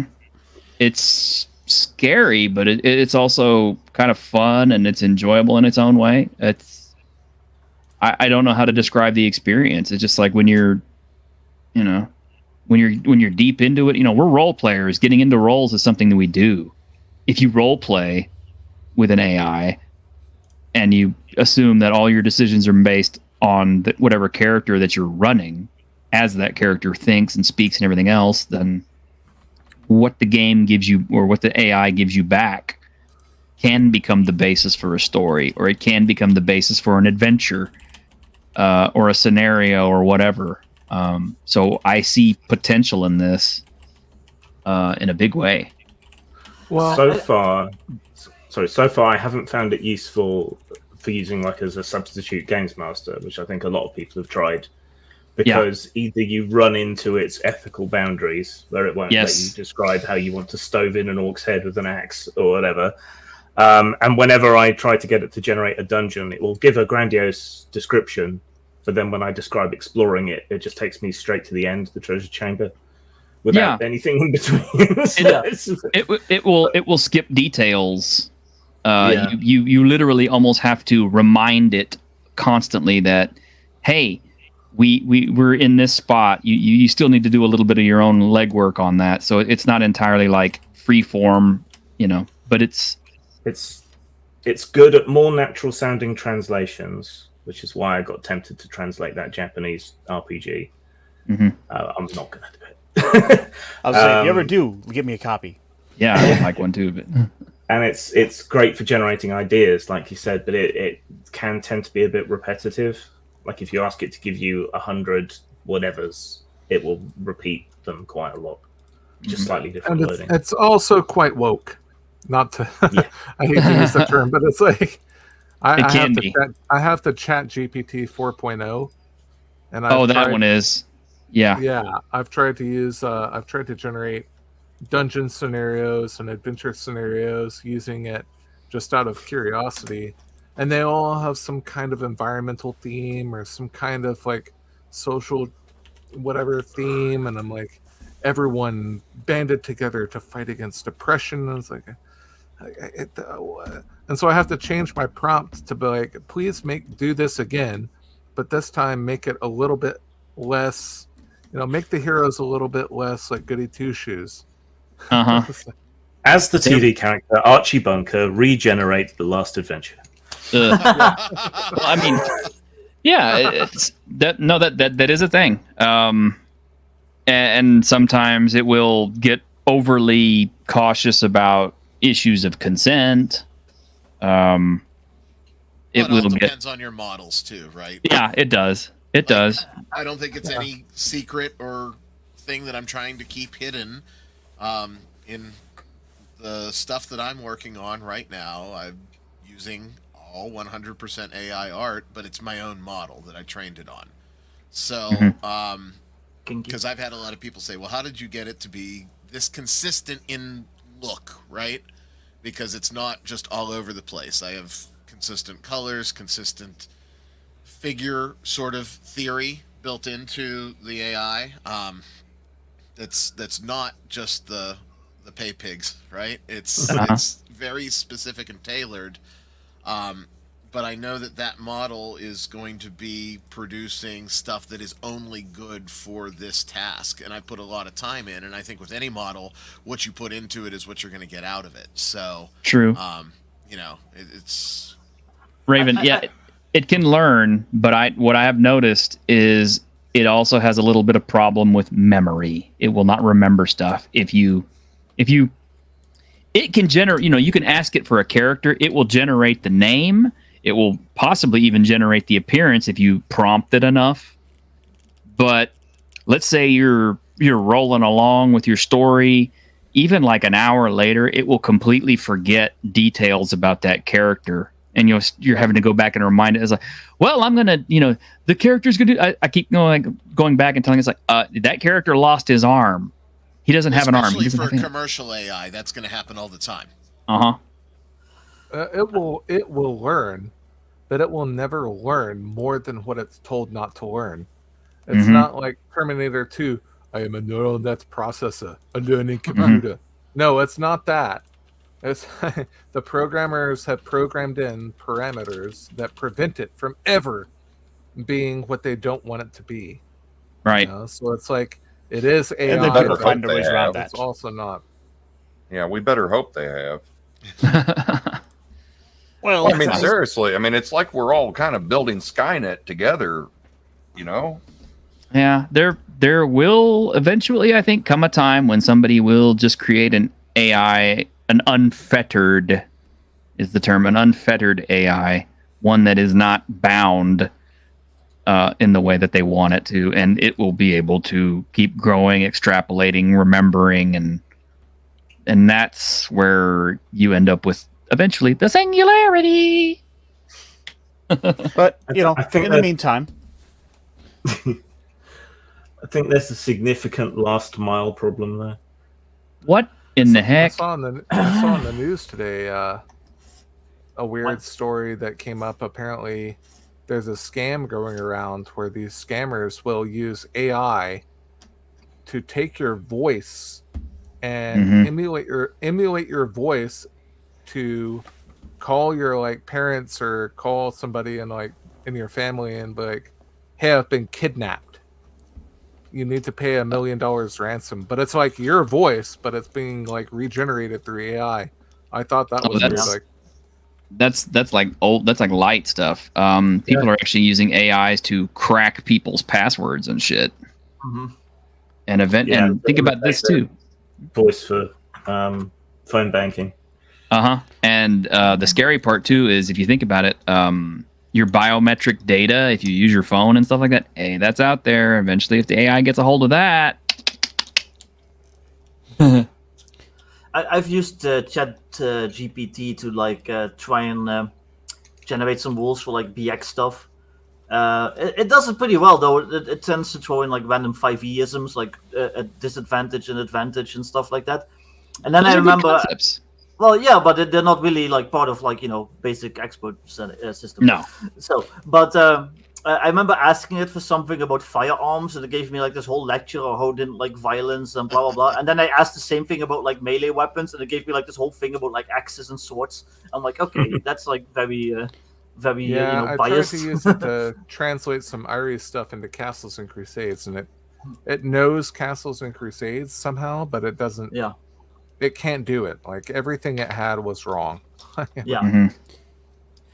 It's not so quite there yet. yeah, this is apparently a little bit of news that's been going around today that reportedly Mila Kunis is in talks to play The Thing. Why? Is this real? Is this real? This is TMZ. That's TMZ. This is Well, that doesn't mean it's real. Is it real? Are we gonna get like a big Amazonian The Thing with wok titties? Let me just say, that's a terrible picture of Mila Kunis, too. It is, because she's a gorgeous woman. With a flat they ass. them. The Thing will be they them. It'll be Zem. Okay. Zem. We're gonna have like a wok side cut. Like, Oh God. it's just like a different color, like side cut, like made out of like darker granite, and it's just like, yeah. Oh, okay. That makes sense. Okay, it's because Ben Grimm is canonically Jewish. They're only looking for Jewish actors, and so I don't even like the Fantastic Four. I understand over their something that importance matters? and their Okay. significance, but they're not for me. No, we're getting close to closing down time, guys. What do you think? I know. All of a sudden, the canon of what a character's like ethnicity matters to them. Okay, yeah, okay. It never did before. Yeah. I do. Well, I got a few books this week. Nothing I want to show off yet, but yeah, I got some new Axe books this week that are really, really good. Did you get the dwarf book? No, I'm not interested in dwarves, but I got the Book of Layers that he built, and it's really good for a couple of reasons. For one thing, he has like little sample dungeons in it, as well as monster encounters and stuff like that. But the other thing too is all his monster encounters have room numbers on it. So in other words, in the same vein as Grimm's, Whitechester plug, you can write in like the encounter numbers and stuff like that on the specific layers and stuff and refer back to them using the book. And it's really impressive. It's a neat book. I'm actually thinking about using it on, let me rephrase. It's useful if you're running a normal style, basic D&D type game, OSR type game. It's not really useful for me for Scarlet Heroes because Scarlet Heroes is monster assortment is so specifically kind of Southeast Asian that it's not useful for me to have like a white dragon lair or something. You know what I mean? I don't know. But you can always reskin it to something more Southeast Asian. I almost said more Chinese, just Asian dragons. Conversational, but you know what I meant. Yeah, maybe so. Just make it a little snaky dragon that's white. Yeah, maybe so. The Shenlong. The guy from Spirited Away. What was that dragon's name? I got a book too. What, Mushu? Fucking buy it. It's cool. Yes. I love that. I can't wait to buy that. And it's on Lulu? It's on Lulu. It's probably I'm hoping to have it on Drive to RPG like next week. I'm waiting for the proof to come in. So Which one gives you a better cut? Lulu gives me a better cut, and the quality is honestly better. Okay. Yeah. Oh, that's good to I know. also got this is the Drive to RPG version. I'm not sure if you can see it on like you can. No, I can see it just from the cover. Lulu's... Like this, it's just more. I don't know. Just more matte. Lulu. Yeah, more matte. Yeah. More matte. Lulu's quality is just better. I think the like cover miles. stock is slightly heavier, and for internal printing, especially color, Lulu is better. The red on the Drive to RPG, like the red is like a lot more washed out. Yeah. Diversity. So, are you paying attention? We're giving you some knowledge bombs here. I know you can use this, and you too, Raven. And also, Drive to RPG. This is not hostile marketing, so don't ban me. Yeah, we're not. We still use. Yeah, we still use DTRPG, but I got a couple no choice. there's no choice. Yes, comply. But no, there was. I technically did already get the Drive to RPG proof in, but there was like a big typo that I wanted fixed, just for my own like OCD. So I resubmitted all the files, and then they make you order another proof. So it's taking like at least another week to get it fucking done. But that's good though. I mean, no, that's good. That's good because I mean, at the very least, it's kind of like they're like trying to work with you and they're trying to say, okay, did we get it right this time? Yeah, but Lulu has like a virtual proof. Like you can like virtually make sure that everything looks right and stuff like that. So yeah. Yeah. So drive-through use Lightning Source, but if you have to do revisions, you're better off going through drive-through. I used to sell direct through Lightning Source because I could get stacks of books cheaper for conventions. But every time you wanted to change the files, they would charge you money. Yeah. So fuck them. And the Kickstarter for Zombicide White Death has ended this week, and I'm fucking broke. But that's my own fault. And I knew going in I would be, because it's like by the time the Kickstarter was over, they almost hit 3 million on that Kickstarter, and with the amount of add-ons and everything else, I probably would have spent close to almost. Not quite 500, but 450, 460, I think. If I'd have bought every last piece of shit for that game. Plus shipping. Yeah. The shipping is what's going to stick me in the end, because that's going to be like another $48 to $50. But I can't wait till it gets here. It's going to be next year, probably. I wound up getting a couple books this week. Oh, that's good. Greg's got lawn mowing going on. Got my Castle Crusades handbook. I think I've got almost everything for Amazing Adventures now. It's not hard. There's not much there. That's an excellent book. Yep. That is actually a good book. I've used that a lot. Now I just got to sit down and actually make the time to read these. The eternal struggle, right? Mm-hmm. Oh, especially when I'm probably have to be working like 60 hours this week. Yeah. I do have one really other cool thing too. In my never-ending crusade to remind people who play medieval fantasy or old style games that have medieval fantasy and all that, guys, put a hurdy-gurdy in your game. Moody hoodie.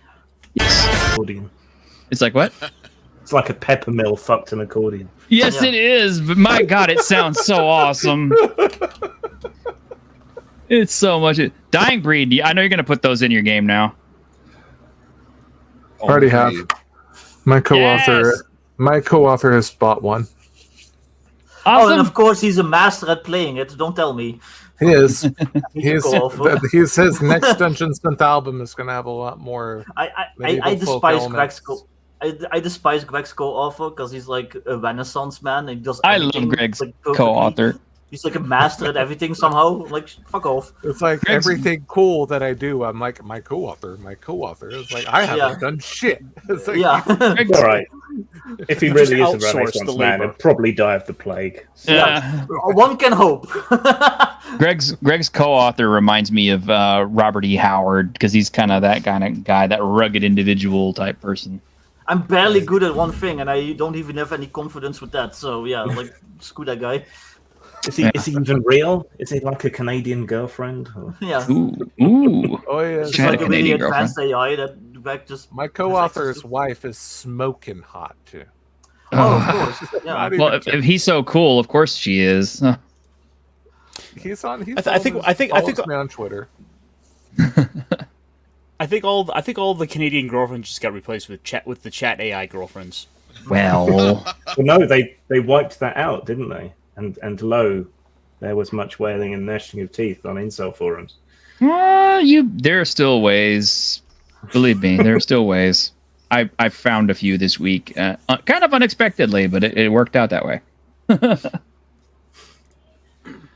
All right, guys. Well, if we have nothing further, then shall we adjourn for the week in Geek? Yes. Indeed. All right, and just remember. Motherfuckers are the cause of my suffering. Oh no, not you guys. I mean, Well, Watsy, not maybe. all of us. Yeah. Yeah. Just a few. Just sorry, me I and had to. Ryan. Just me and Ryan. No. Although I wish you'd say more, Dying Breed, on the forums and then off. Yeah, it's been a weird week. The NFL draft is here where I live in Kansas City, and I have to drive a commercial vehicle downtown. So it was rough. It's been a great week all the way around. Yeah, hasn't it? yeah. I know this was week's just kind of tough. drained. I I had a think that's good. consensus, man.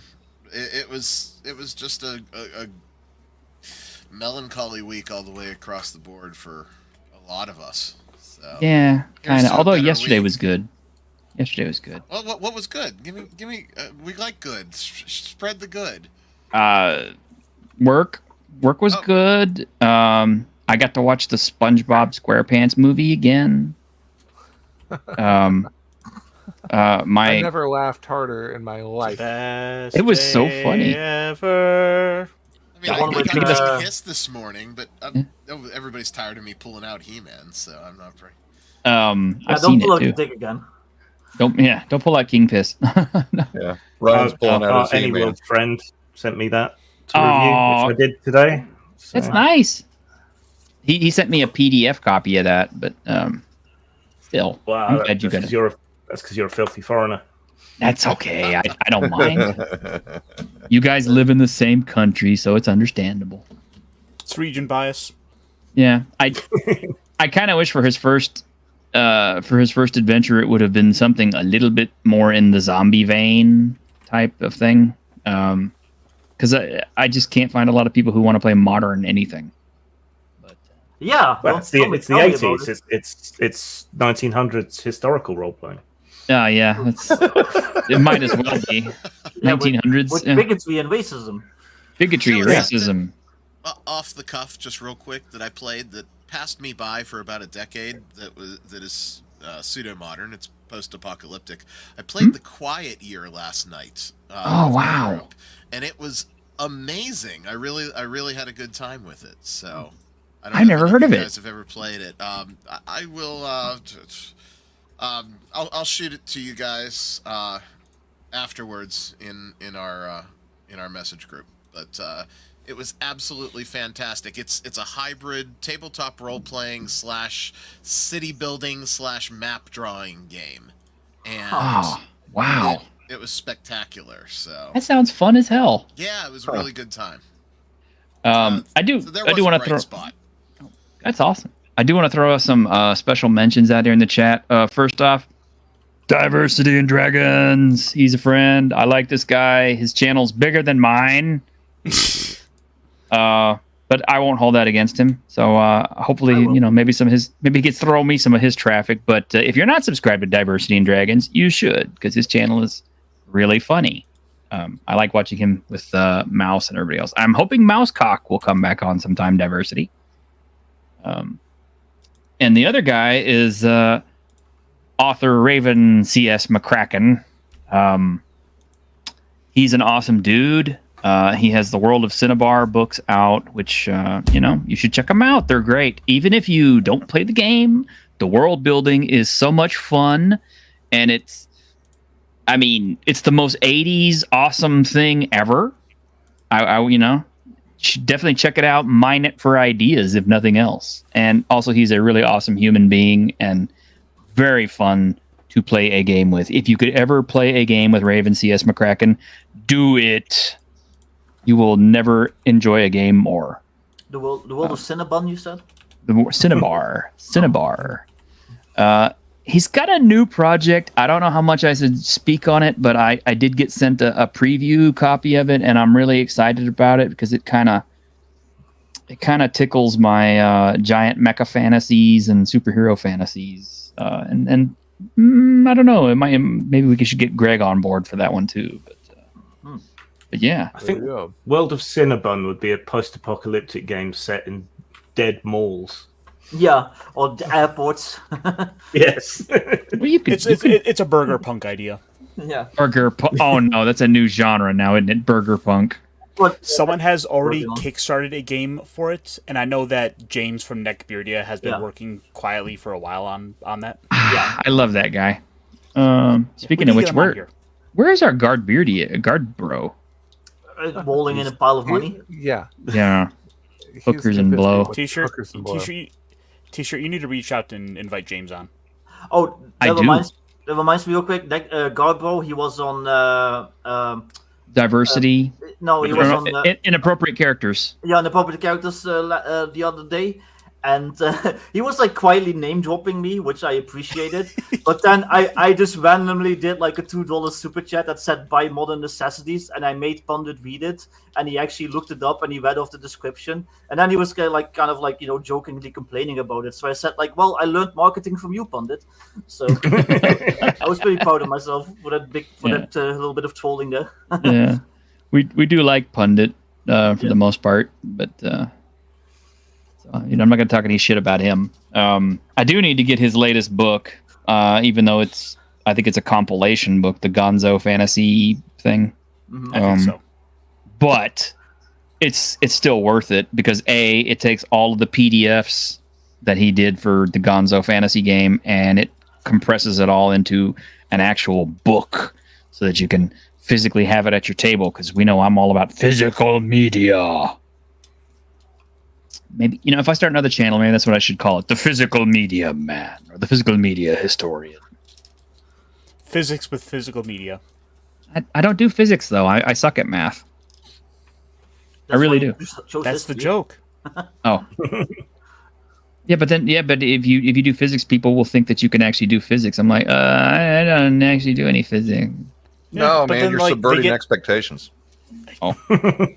I do history, though. Modern entertainment. I do history. And you do it well. Oh, thank you. And speaking of that, I do have a couple of fun videos. Supposedly, I think, according to Animane, coming out on Monday, which should be historically based. And they're short. They're fun. You'll laugh, I hope. at the very least, you will cringe and go, "Oh my god!" So there you go. Fair warning. And all right. Cotton tonight? I believe so. Yes. Cotton Council. I think it's Cotton Council premiere tonight. I believe Lord Baphomet will put in an appearance, possibly, maybe. And we're playing Umlaut tomorrow. We are playing Umlaut tomorrow. Okay, good. What time do you know? Yeah. 8 p.m. UK. 8 Food p.m. poisoning UK. notwithstanding. Yes. Don't buy any more Vindaloo or no Mexican food. No, we had Borgapunk instead. You had Punk. Borgapunk. All right, guys. I guess that's it for us. So y'all take care out there in YouTube land, and remember.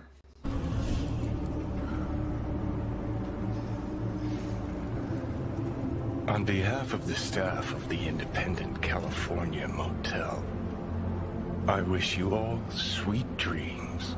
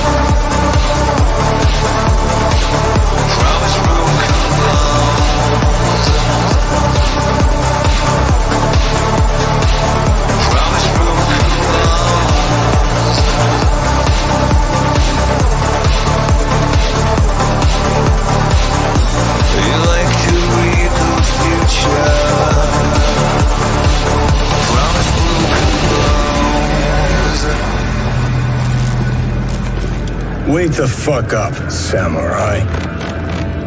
We have a city to burn.